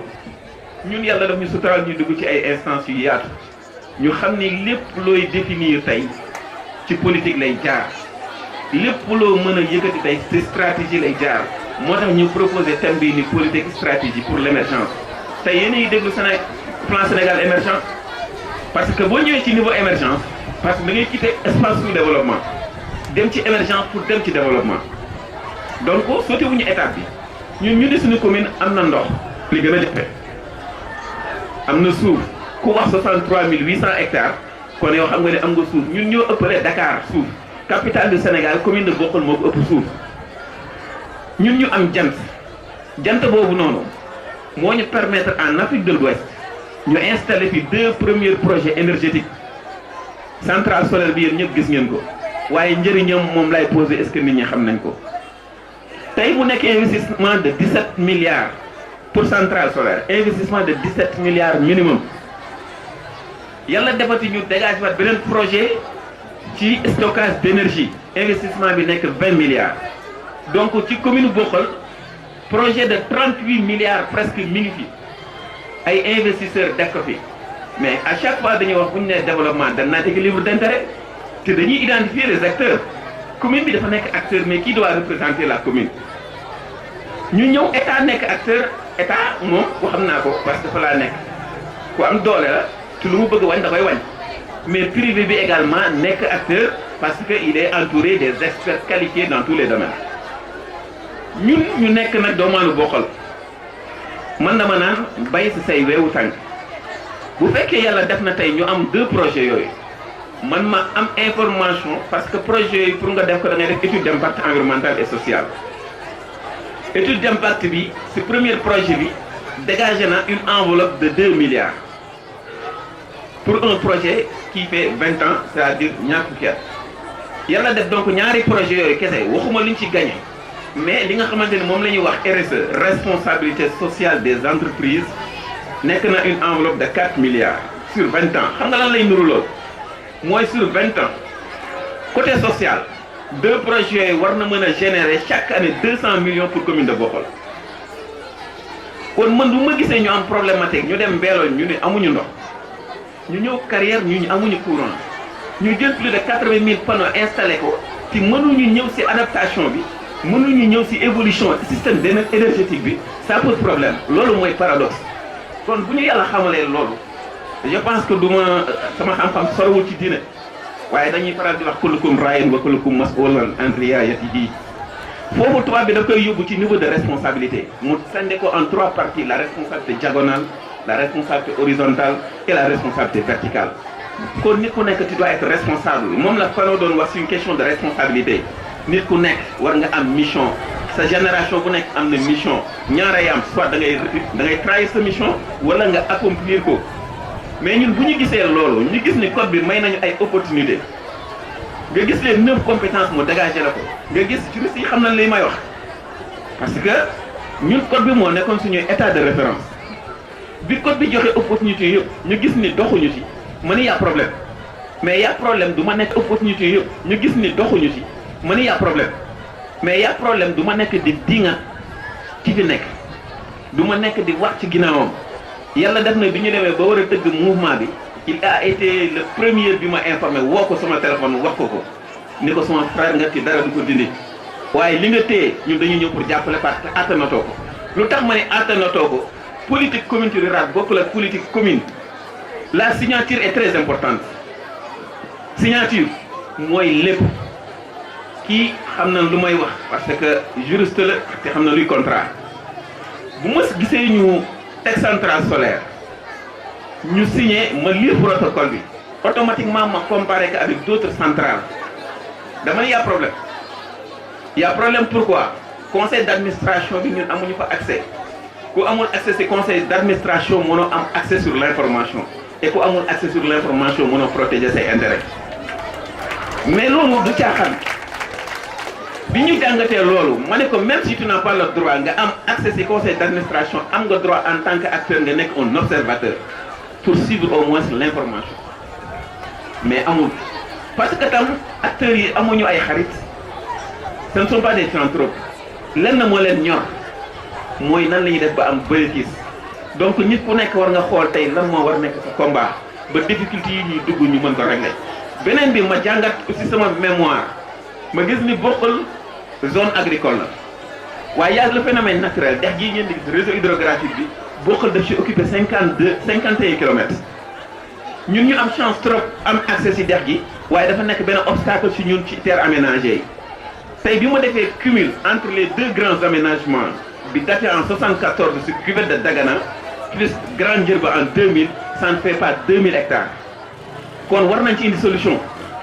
bi xam nga mooy lan ñun atteindre nañ suñu limite aménagement dernièrement président Macky Sall dafa def Fouta def tournée mu aménager lu yaatu ci Podor bi mu dig leen lu bëri ci jéeri ji ñun lan moo tax mënuñu am possibilité wan président Macky Sall mi nga xamante ni il est responsable de définir la politique du Sénégal à tous les niveaux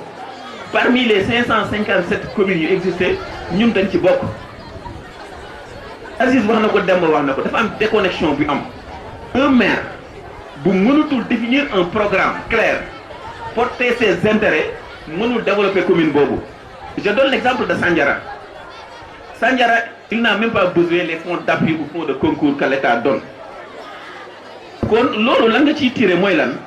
ñun dañu am opportunité parce que lu tax ma ne géographie bi daf ci am solo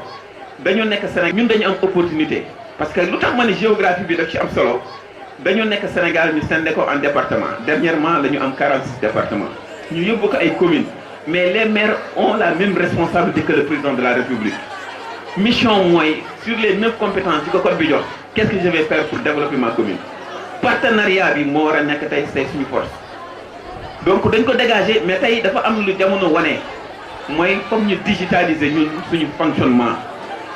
parce que Bokhol mënuma concevoir ñu am centrale solaire yoo xamante ni partout dañ koy tudd ci monde bi ñu am vallée boo xamante ni on n'a pas un problème d'eau pour bay ñu am espace boo xamante ni c'est inexploité inexploré mu nekk loo xamante ni scientifique yi waree nañ ni amul loo ci mënul def nit ñi nekk ci tomate nekk ci ceeb nekk ci soble ci war a am diversité war a créer ay chaîne de valeur ñun bu ñu gisee ni foofu doxul à qui la faute c'est pas le maire c'est à la population bokluwaase c'est à la population de la commune man nag dama ne dinaa def sama rôle lu tax ma ne dinaa def sama rôle parce que c'est mon devoir xëy na ay nit a baaxu woo ma jiital ma nangu ñëw topp leen mais c'est mon devoir ma def ko parce que fi laa dëkk man fu ma dem lu mu sore sore sama identité bokkal la sama papa fi la yeewoo samay yaay fi la yeewoo samay mbokk fi lañ yeewoo mais difficulté bi ñuy dund yàlla xamal ñu ci dara ñu toog ne dañuy seetaan defuñu suñu rôle man lu tax ma ni fu ñu toogoon laaj ko xam na bu baax li ma koy wax billaahi bu ñu neexoon ñu toog fu ñu toog jàpp suñu ñàmbu parce que yàlla suturaal nañu li ñu am jafe na sax nit jaar ci administration am na lu mel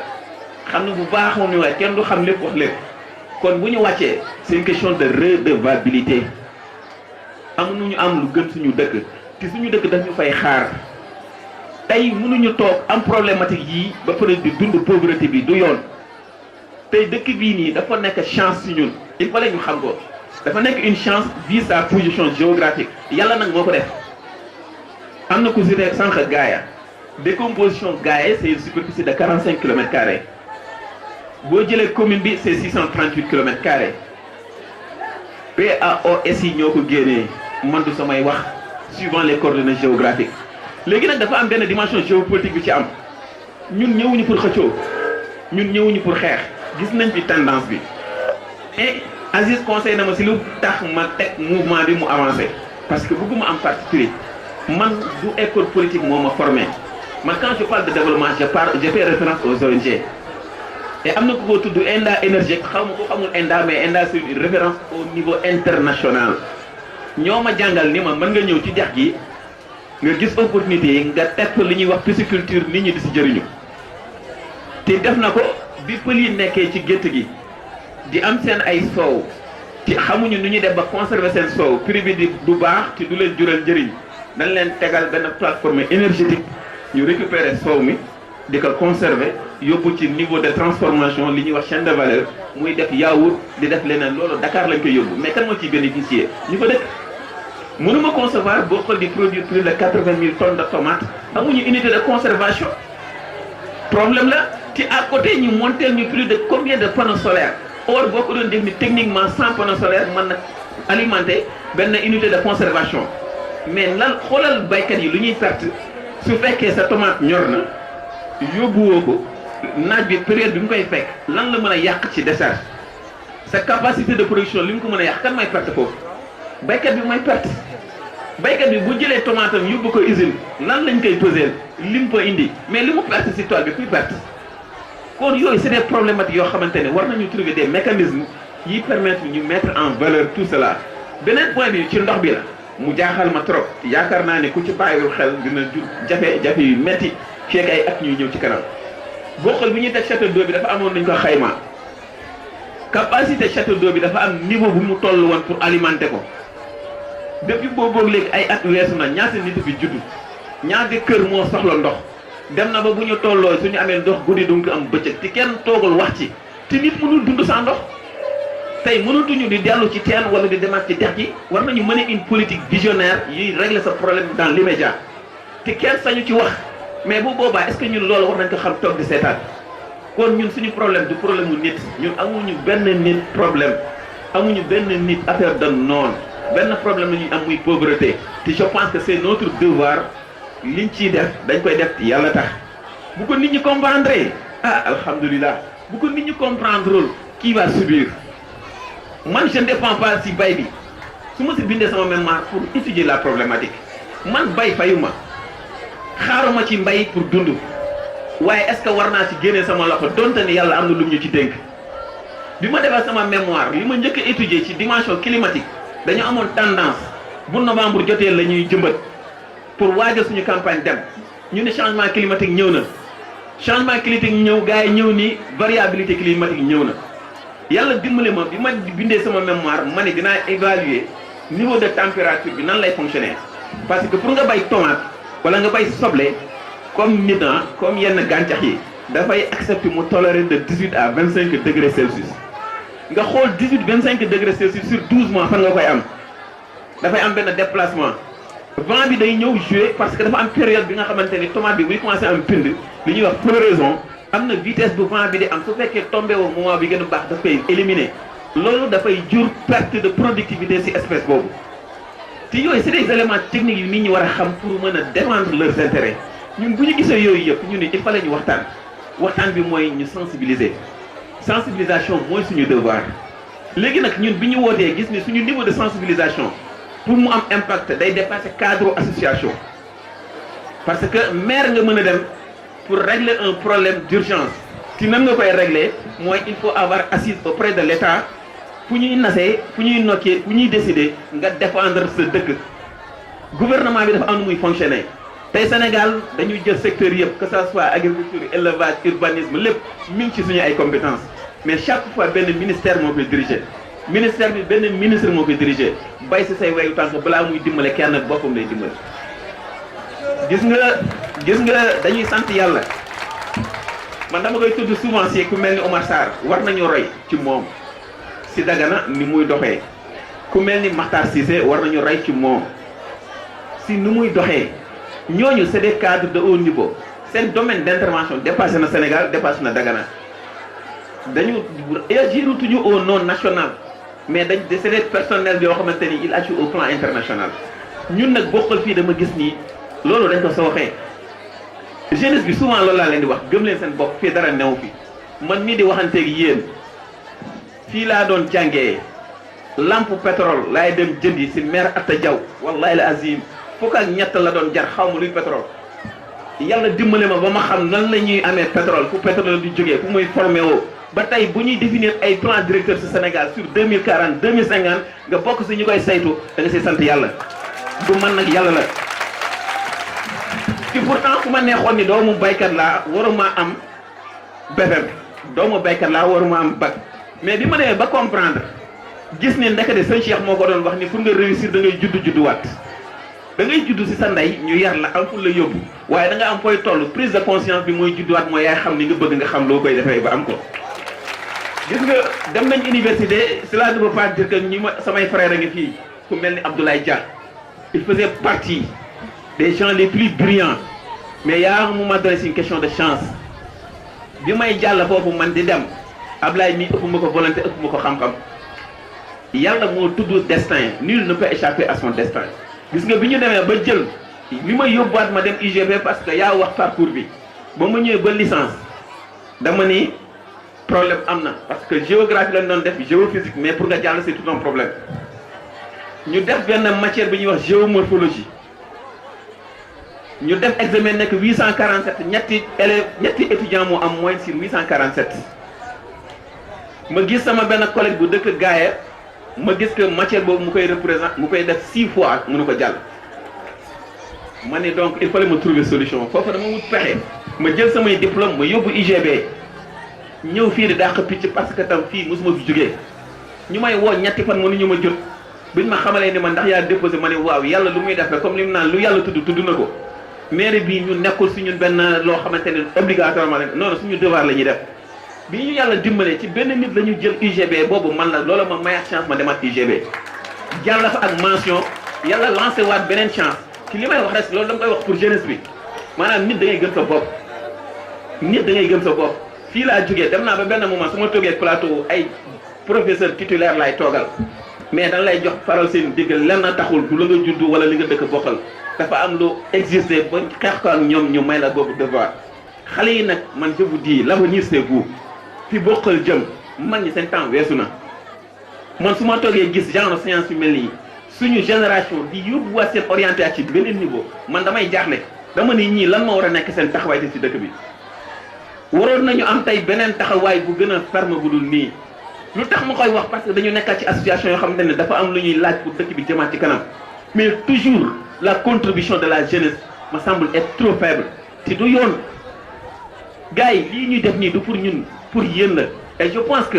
war nañu bàyyi xel loolu ñu am engagement xam ni suñu dëkk gars yi wax nañ ko le développement c'est à la base et il faut suivre les facteurs A B C D A mooy atout B mooy base C mooy commune D mooy développement ça c'est les théoriciens ñoo ko joxee tey loolu gis nga boo ko respecté wul fii ba 1000 ans bokkul du bouger yota ana nag ñi war a pare pour xam loolu ana xale yi jàng war am vision war ko gëm tey fii képp ku jàng réussiroloo kenn sa bopp nga réussiral man souvent mooy message bi ma leen di jox tey nag ñun ñëpp a bokk ñun ñëpp ay mbokk lañ damay gis sax nit ñi di def ay différence mais dama ne jaru ko ñun bi gars yi taxee ma ne leen nag bu dee da ngeen bëgg ñu def ci politique man xaw ma politique woo nit ñi di naxante wala di wax ci loo xamante ne amul benn regard dañuy documenter li ñuy def parce que amatuñu droit di am maire ñëw naan dafa bëgg a nekk maire te amul programme amatuñu droit maire ñëw naan dama bëgg a jiite dëkk bi te xamul fu mu jëm ak nit ñi kooku population bi ñoo ko war a bañ te def naa Sénégal daf ci dox ba bu ñu ñëwee 2019 amatuñu droit di am président bu amul programme donc c'est les mêmes contextes tey képp ku toog fi naan dama bëgg a maire bi population bi war na am fulla ak fayda diagnostic ko xool kii li muy wax lan moo ko animé si li muy def bu ñu mënul ànd nag ci dëgg dama naan xoolal ñu ñoo ci pertat mën nañu am suñu développement personnel waaye yaakaar naa am na benn niveau booy toll développement personnel waratuñu ñor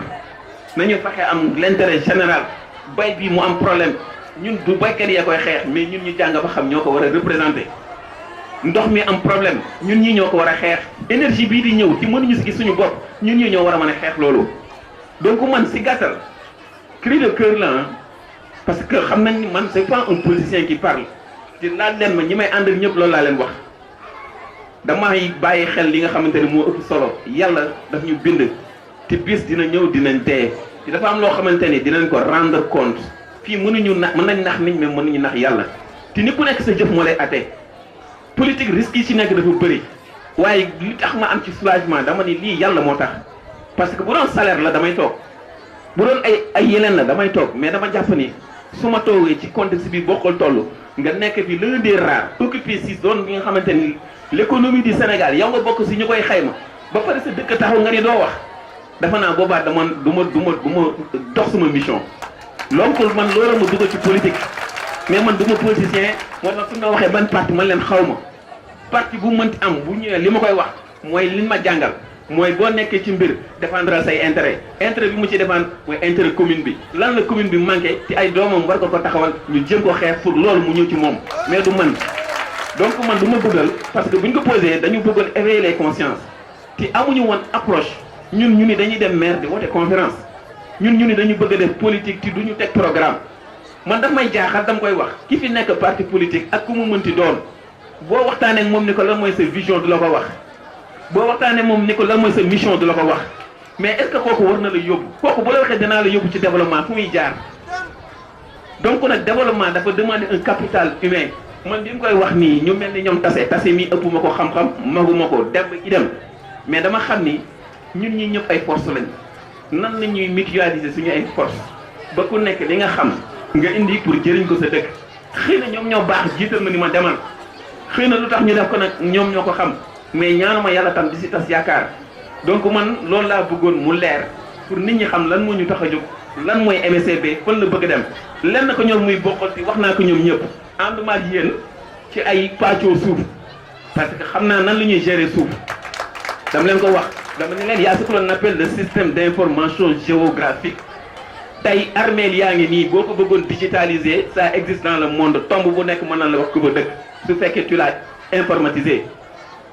kon boo amee une telle superficie mënoo ko jël nga exercer outil yooyu y a problème donc ñun problème bi nag kenn lan la problème de gestion la ñi fi nekk dañ leen di sant gërëm leen jàpp ni dañu atteindre seen limite mais bu ñu toogoon dañ leen koy wax vous ne pouvez plus continuer parce que lu tax mënatu ñëw li ma ci gën a metti mooy projet yi mujj dugg projet yooyu ñooñu dama leen xam fu ñu koy régler ñun dañ koy régler ak ministère représenté état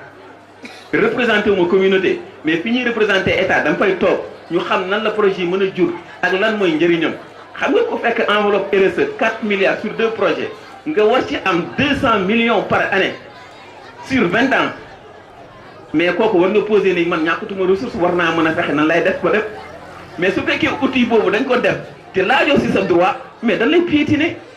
il fallait nga xam sa droit nga xeex ko devant tout le monde étude d'impact man si laa bokk naa ci comité technique dama leen wax njëriñam pour te dire promoteur bi mënul am accès ci avancement projet am ci comité technique bi validé wul document bi lépp lu ñu fa xas ba validé c'est fini da nga koy appliquer à la lettre. Est-ce qu'on applique à la lettre les protocoles ou bien ce qu'on a défini dans les contrats? Donc comment on peut régler?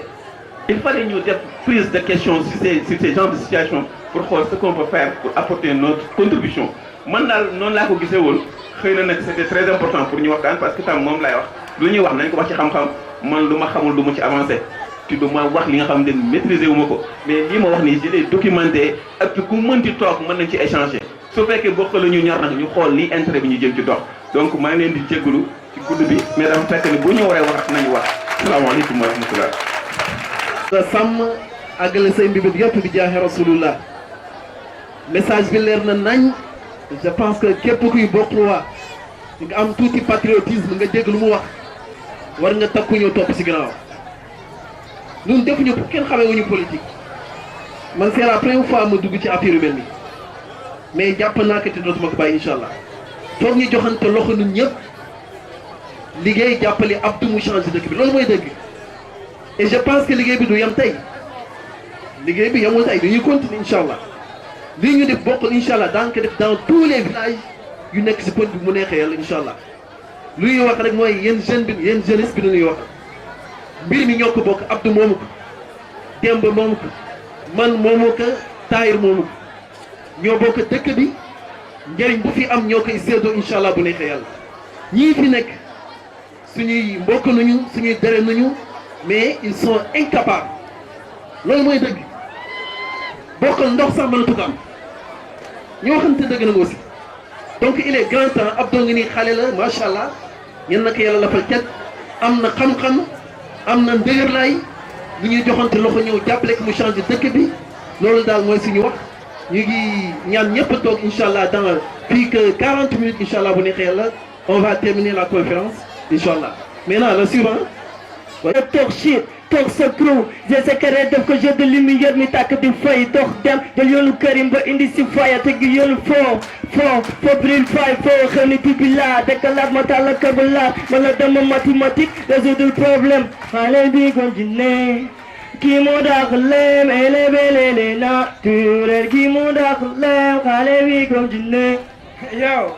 killing crew, what's up? Meta killer and Chico, what's up? Yo, monkey cypher, monkey rap. Ubile no pay ten gap. Mafi teoni, mafi hat. Yoko job digger the lem. Monkey cypher, monkey rap. Yoko job digger the lem. Mafi dark rap. Mafi dark rap. Yo, hey, what's up?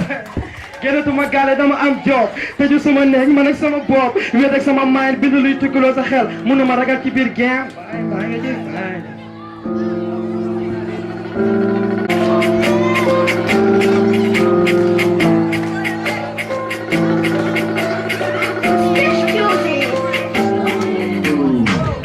Nigga don't wanna come with you sama koñ rap si kaw rap mel ni ku ñu bëgg a dee imal ma caay loolu jaratul kaas ok benn day gémbe li bëgg a di taas def li ma bañ pour am li ma bëgg dëgg bëgg ngeer booy toog ak ñu pare bi léegi ma ñàppamul def ko kon care foog yow ak ki nga doon man damay pare wala ma lay tal ma tal ko tal ndayam tijjul sa nopp booy yëpp sax tiit takkal sa masque booy lii comme Covid arrêtez de vrai gens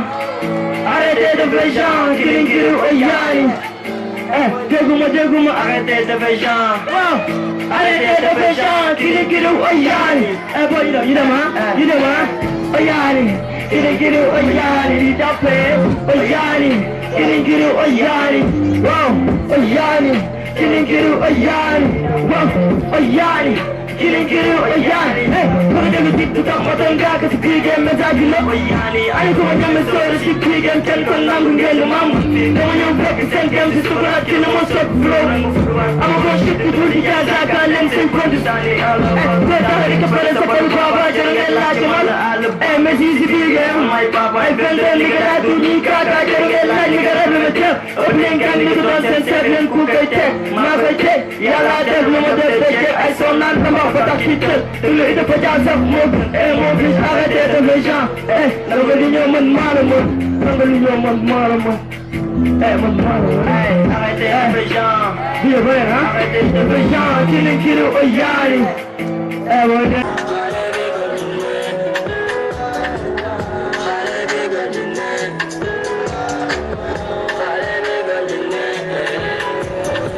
Mala burger, bang, a burger, money.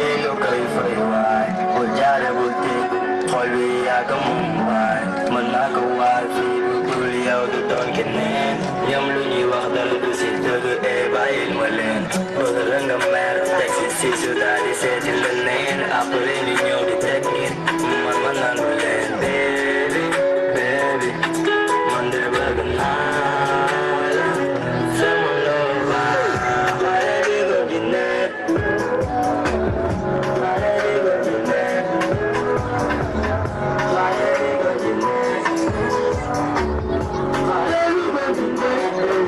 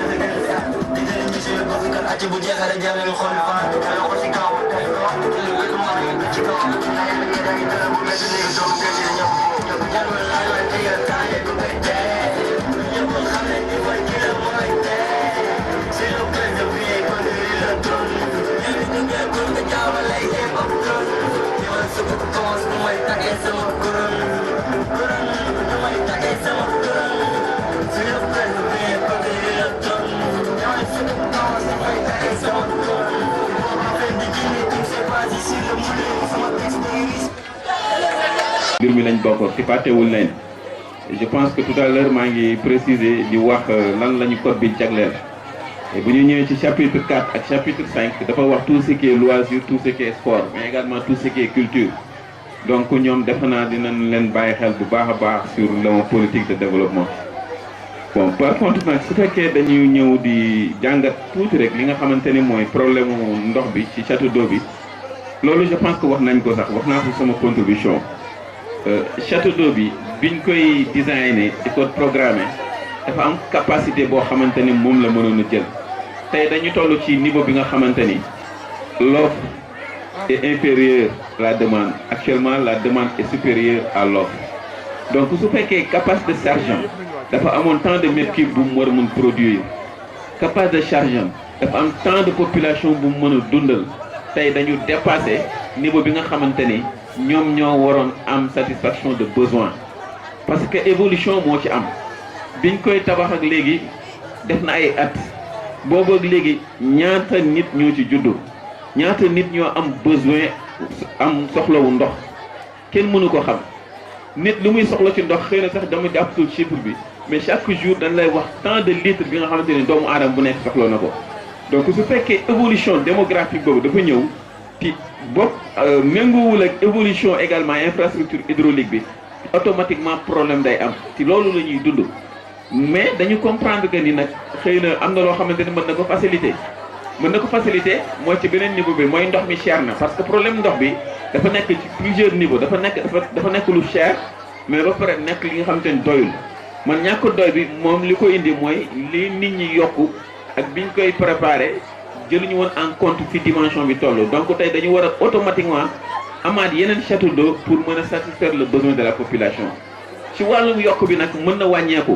parce que côté xaalis bi li ñuy fay ci ndox mi cher na ci lu tax mu cher mooy dañu dépendre ci électricité bi léegi nag soo xoolee nit ñi di commencer évoluer avec l'énergie renouvelable comme lu mel ni centrale solaire dafay diminuer li nga xamante ne moom nga doon fay parce que dépendance bi nga am dafay dem directement ci côté électricité léegi boo demee nag y a beaucoup de zones yi nga xamante ni dañu adopté benn système am ay ONG yu bëri yi leen jàppale ñu ngi tuddee solarisation des châteaux d'eau yooyu tey ñun ci suñu projet yi ñu am aussi dans le cadre de la politique RSE waroon nañu mën a xool nan la ñuy mën a orienter ci budget boobu ñuy am ci responsabilité sociale des entreprises pour solariser château d'eau bi pour que au moins li nga xamante ne moom lay jur ci prix mu mën a wàññeeku au niveau des ménages je pense que loolu également ñun am nañ ci ay xalaat dañ ne woon bu ñu si yàlla defalee sutura dinañ orienter priorité budget bi xool fi nga xamante ni ça touche l'ensemble des populations ñuy gën di agir dans ce sens pour mën a définir ce qu'on appelle l'équité sociale donc bu ñu ñëwee nag maintenant ci centrale solaire bi mu ku yaakaar ne centrale solaire dafa war a alimenter sa kër demeewul noonu maanaam centrale solaire mën nga fa am ay kit solaire yooyu mën a def nga mën a mixer sa énergie bi ngay consommer sa kër mais loolu tam dafay xaw compliqué du projet bi moo ko jox parce que projet bi warul cibler ay kër bu demee ba war a apporter une contribution daf ko war a def si nga xamante ne ñëpp ciy tolloo kon kenn mënul jël ay panneaux directement mu jógee ci solaire bi nga bëgg ko yóbbu sa kër pour mën ko alimenter loolu day xaw sooxe kon bu nit ñi yaakaar itam centrale solaire bi objectif am mooy mu alimenter kër yi loolu du objectif am kooku c'est un projet privé yi ñuy wax les PPP partenariat public privé centrale solaire c'est une mission c'est de produire de l'électricité ñu jaay ko Sénélec Sénélec moo am droit jël électricité di ko dugal ci kër yi donc des fois tam dafay am ay état de confusion te nit ñi loolu war nañ ko mën a bàyyi xel xëy na fii ci amoon solo mooy li mel ni station de pompage ay bien public la ñëpp ko bokk ñu gis ni ñu doon consommer énergie bi cher na ci baykat yi mënoon nga développer un système énergétique renouvelable nga utiliser les services des énergies renouvelables pour ñu mën a alimenter les stations de pompage loolu le cas de Dagana wane na ko boo si doon fay 90 000 hectares tu peux te retrouver à 70 000 hectares et ça peut même être moins donc mën nga dem sax ba 50 000 hectares loolu moo nekk avantage yi nga xamante ni ñun war nañu xeex xar suñu tànkatoo yi pour que ñu gën a mën a adopter les services énergétiques dans nos secteurs de développement tey loolu dafay demal ba beneen niveau boo demee ci mel ni xëy na tax tailleur dina ci ñëw ñu bëri tey ils utilisent des panneaux solaires pour ñu def ay forage am ndox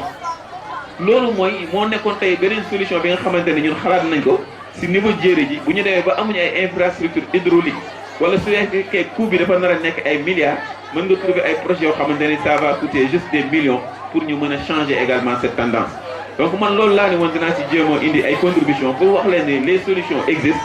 leen na rek moo ci des mooy nañ ci jéem a dox ñu documenter ko pour fekkee mën nañ bëgg nañ ko réaliser donc loolu laa ne woon dinaa ci indi ay leeral di jaajëfal également ñi nga xamante ne position renouvelable boobu nga wax continuité locale bi nga xam ne jeunesse bi dañ ci war a bénéficier wu ak métier yi nga xam ne intermédiaire bi nga xam ne ci pétrole ak gaz la am yow ban taxawaay nga am ci jeunesse commune Bokhol bi pour préparer leen parce que fii ak 2024 yaakaar naa ni dana nekk lu am solo te am na ay kii yoo nga xam ne si formation la te ndaw yi war nañ ci bénéficier wu lan nga leen mën a taxaw wax commune bi jeunesse bi ñu taxaw xam ni fi nga nekk am na loo xam ne lu am solo loo xam ne war nañu dugal ci seen loxo parce que am na ay métiers yoo nga xam ne si ci pétrole la jëm ak gaz ak formation bi nga xam ne mooy énergie renouvelable bii nga doon wax mu mën a jàppale ci wàllu mbay mi mën a jàppale nit ñi itam ci yeneen développement ci yi nga doon wax comme ay mbay mi fi nekk di yàqu te mën nañ ko mën a conserver te nan lañ ko mën a defee ak sa ndawu commune bi loolu laal doon laaj asalaamaaleykum wa renouvelable ak énergie fossile mooy li jëm ci pétrole ak gaz bon bu ñu ñëwee ci énergie renouvelable tey code bi koy encadré bokkul ak code buy encadré énergie fossile bi maanaam pétrole ak gaz ci tey képp ko wax contenu local da ngay def référence ak code bi ko encadré wala secteur bi ko encadré tey Sénégal bu mu gisee ni dafa am pétrole am gaz dafa développé outil bi ñuy wax contenu local loolu dugali ko ci code bi daf ko yóbbu mu def ko loi juristes yi xam nañ ni si lu ñuy wax hiérarchie des normes loi bu mooy supérieur code mais bu ñu ñëwee ci énergie renouvelable ñoo ngi nekk di liggéey ci code de l'électricité moom mooy encadré côté énergie renouvelable bi d'une part mais foofu noonu ñu toll soo xoolee ci côté emploi bi demeewul noonu trop côté emploi bi bëriwul soo seetloo liggéey bi gën a am solo ci côté énergie bi mooy ay nettoiement solaire pour poussière bi parce que poussière bi mooy impacté mais technologie bi dafa avancé li nga xam ne lu nit doon def technologie moo koy def léegi nit ki dafay ñëw rek pour compléter xëy na li nga xamante ne moom la mën a jëriñ tey mooy nooy jéem a fexe si genre plateforme solaire yooyu nan nga ciy dégager ay politique sociale ay investissements sociaux bu ci tant de panneaux pour mu mën la jural nga am ay unité de conservation wala unité de transformation des produits périssables loolu tey moo war a nekk une vision si ñi nga xamante ni bu ñu waree négocier ak partenaires yi indi ay projets énergétiques indi ay panneaux solaires yu bëri nan la ñuy fexee dans le cadre de la négociation ñu am benn partie bi ñuy réserver pour les infrastructures énergétiques loolu nag ñun waroon nañ ko am dans la négociation mais malheureusement parce que man su ma xoolee Bokhol nu mu toll ñu waroon fi am unité de conservation amuñu ko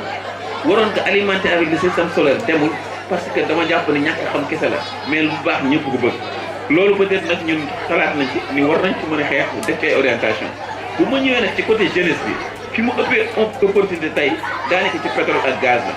parce que pétrole ak gaz bii ñu am tey état daf ci def benn politique bu am solo bu ñuy wax contenu local mu orienté que sur 3 niveaux li ñuy wax formation des jeunes emploi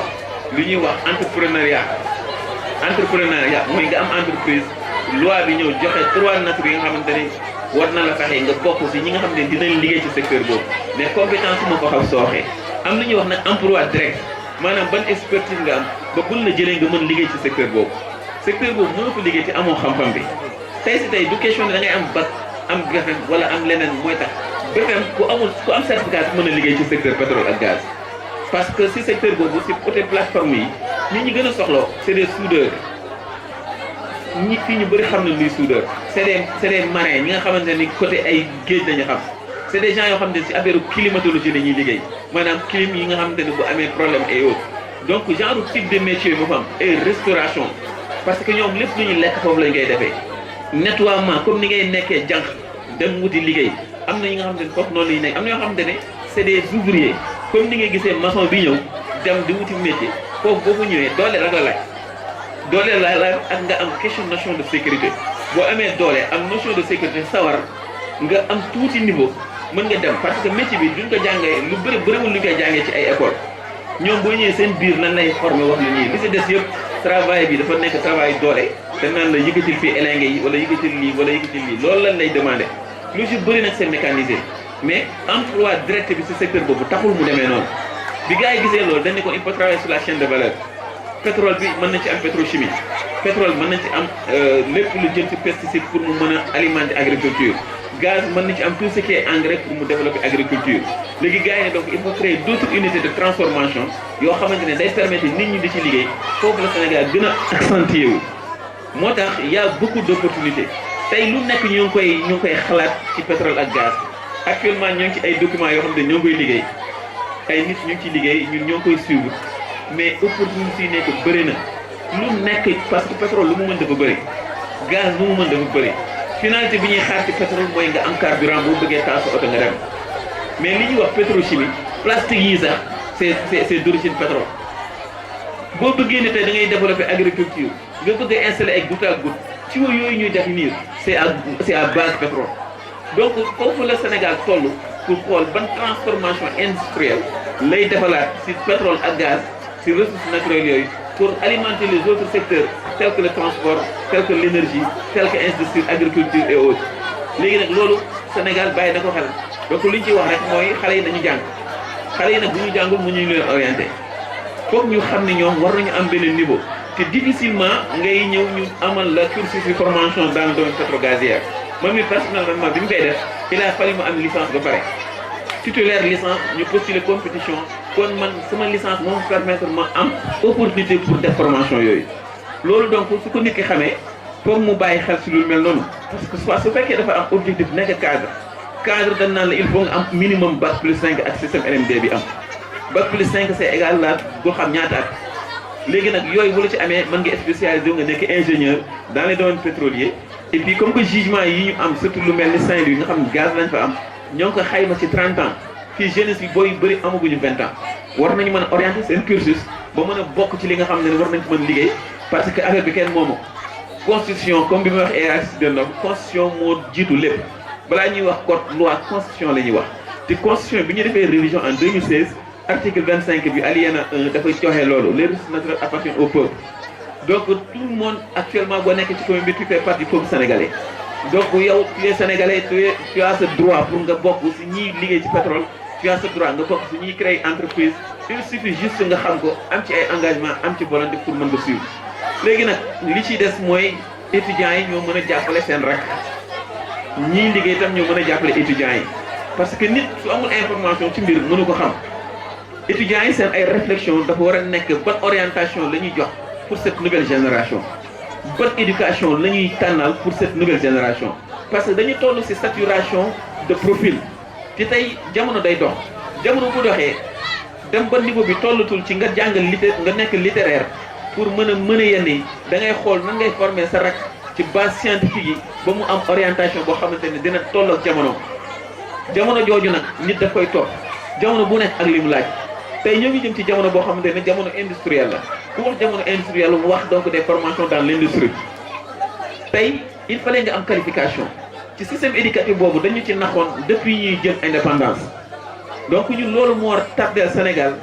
ba yu bëri anticipé wu ci ba ressources primaires yi nga xamante ne mooy tax dëkk développé ñun amuñu si benn compétence amuñu si benn capacité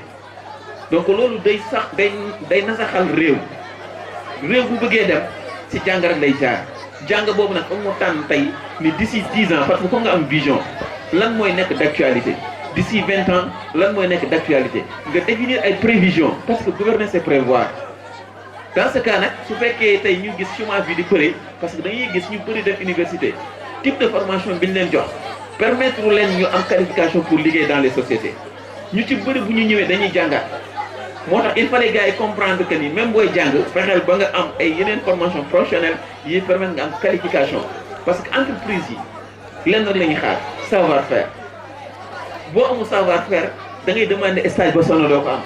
di nga dem ba da ngay découragé donc nit war na am curiosité intellectuelle xam lan la jamono laaj ma koy suivre mag ñi dañ koy faral di wax jàng yàggul ñàkk jàng moo yàgg waaye wax nañ dëgg bis boo xasee ba jàng sa première année nga liggéey fàtte nga li nga jàngoon lu mu métti waaye gis nga bis boo nekkee ci nga def choix bu baaxul di nga dugg fu nekk pour am liggéey ku la bëgg a jàppale du la mën a jàppale parce que nous sommes dans un monde de compétition il fallait jeunesse bi tam di teel a comprendre loolu jël seen destin en main man je cite souvent mon cas d'exemple kenn tànn lu ma yoon bi ma demee ba mag dama doon am curiosité di demander di laajte di wut nag mu metti loolu nag mais ngay ñefe rek pour jël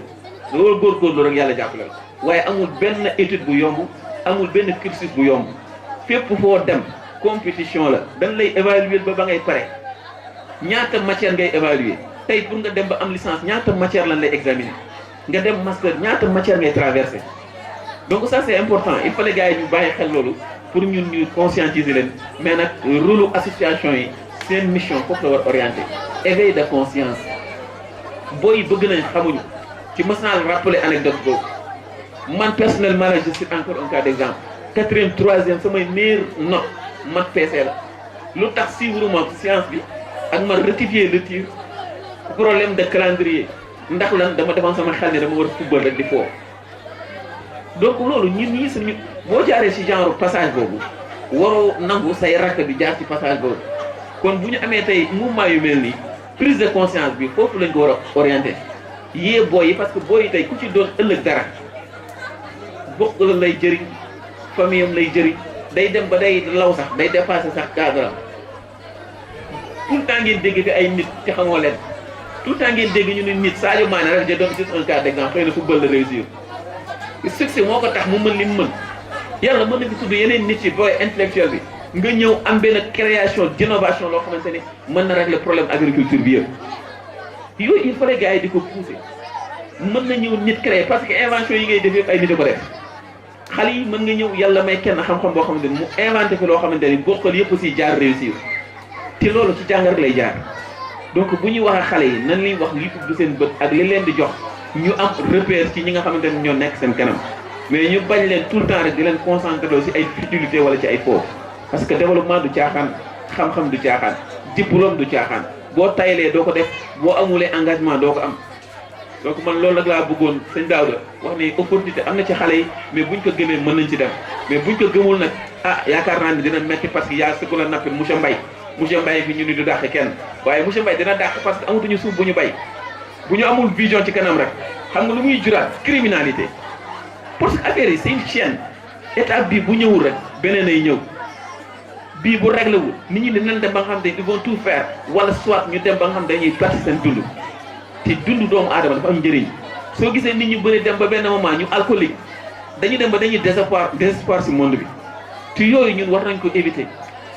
te li koy éviter rek mooy ñu jox xale yi une bonne orientation ñu jox xale yi des conseils c'est valable pour les dames c'est valable également pour les hommes donc man loolu rek laa ne woon dinaa ko lancer comme message ku si nekk yaa ngi sa kër am nga ñoo fa mag am nga ñu la fa mag fexeel noo leen jàppale si li nga xam fexeel noo leen ci orienté donc loolu rek laa ne woon dinaa ko partager merci. merci leader. li nga ma posé sax xam naa ne du ma ci sore mais lépp solo mooy politique laay wax tey ba pare man damay wax ni bokkal waalo laay wax waalo gën nañu am politicien ba fi Habib Thiam jógee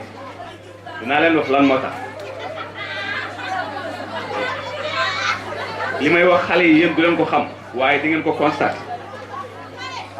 je crois que sama mag xarit ba li may wax dina ko mën a dégg dama wax ni bokkal gaaya dagana njaareem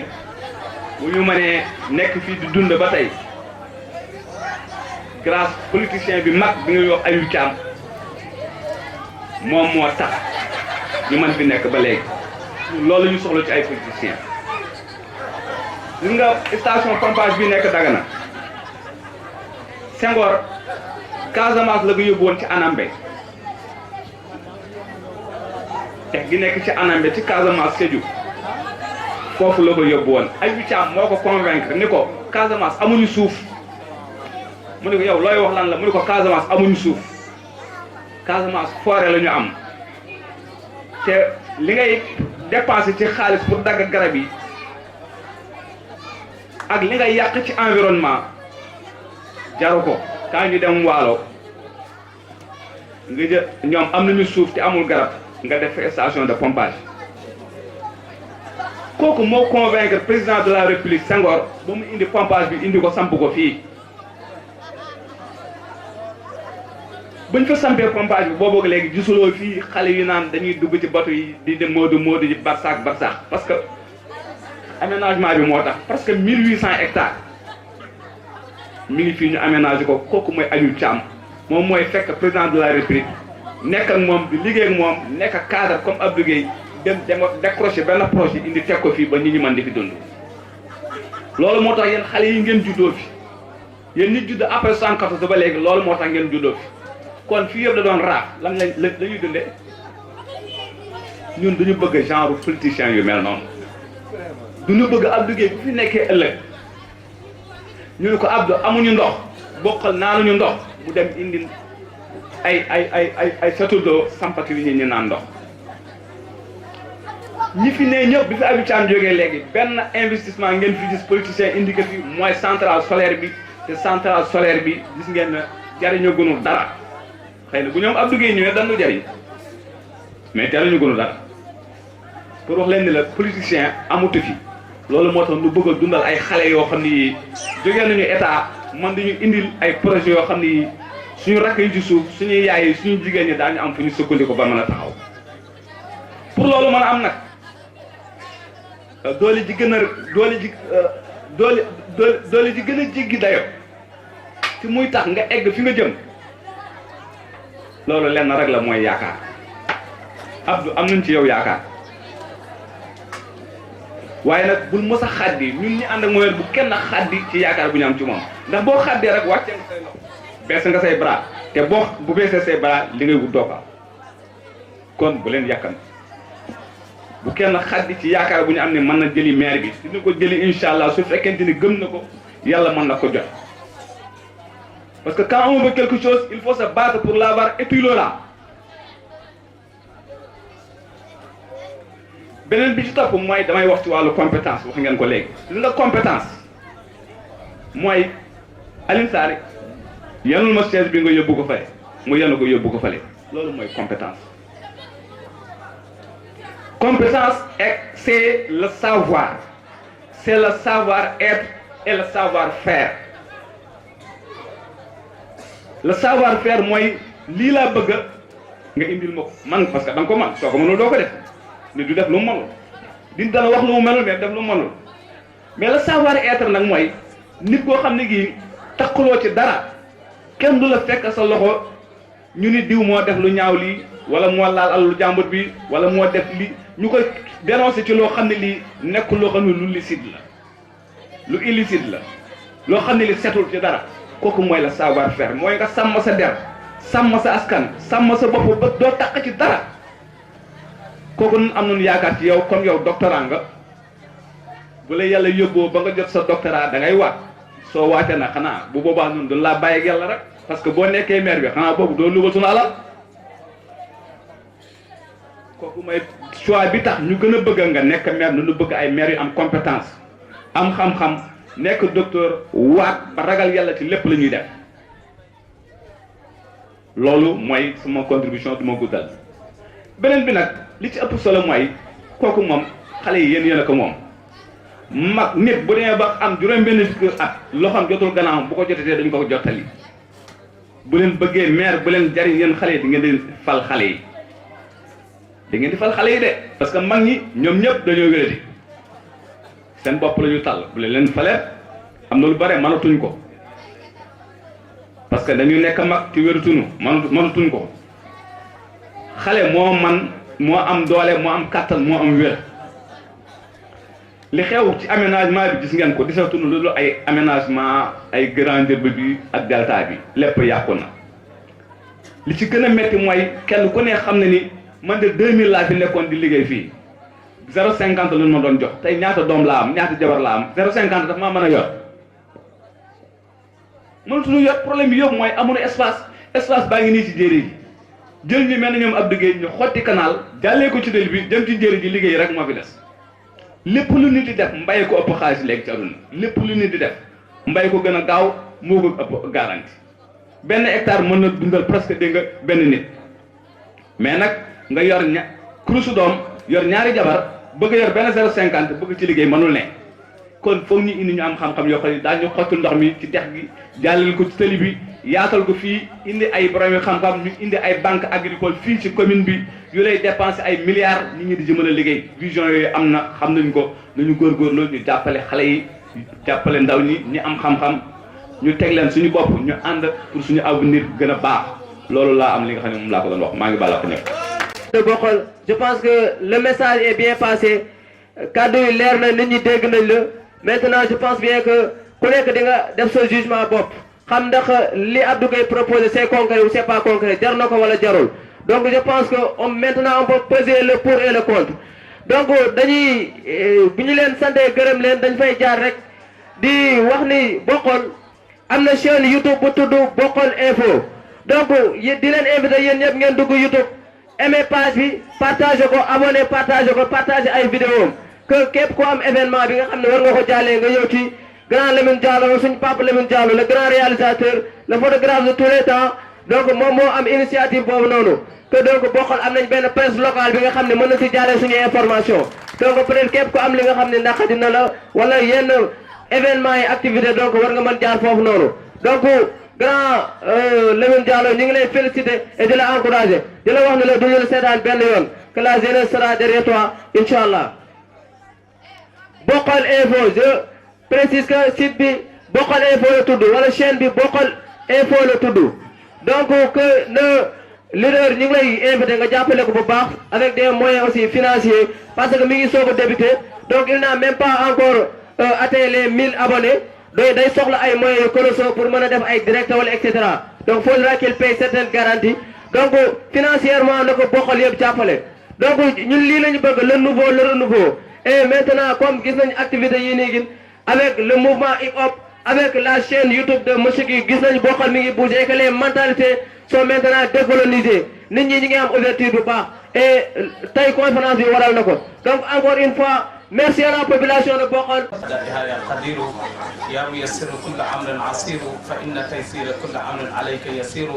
ربي يسر ولا تعسر تمم وسهل كل أمر معسر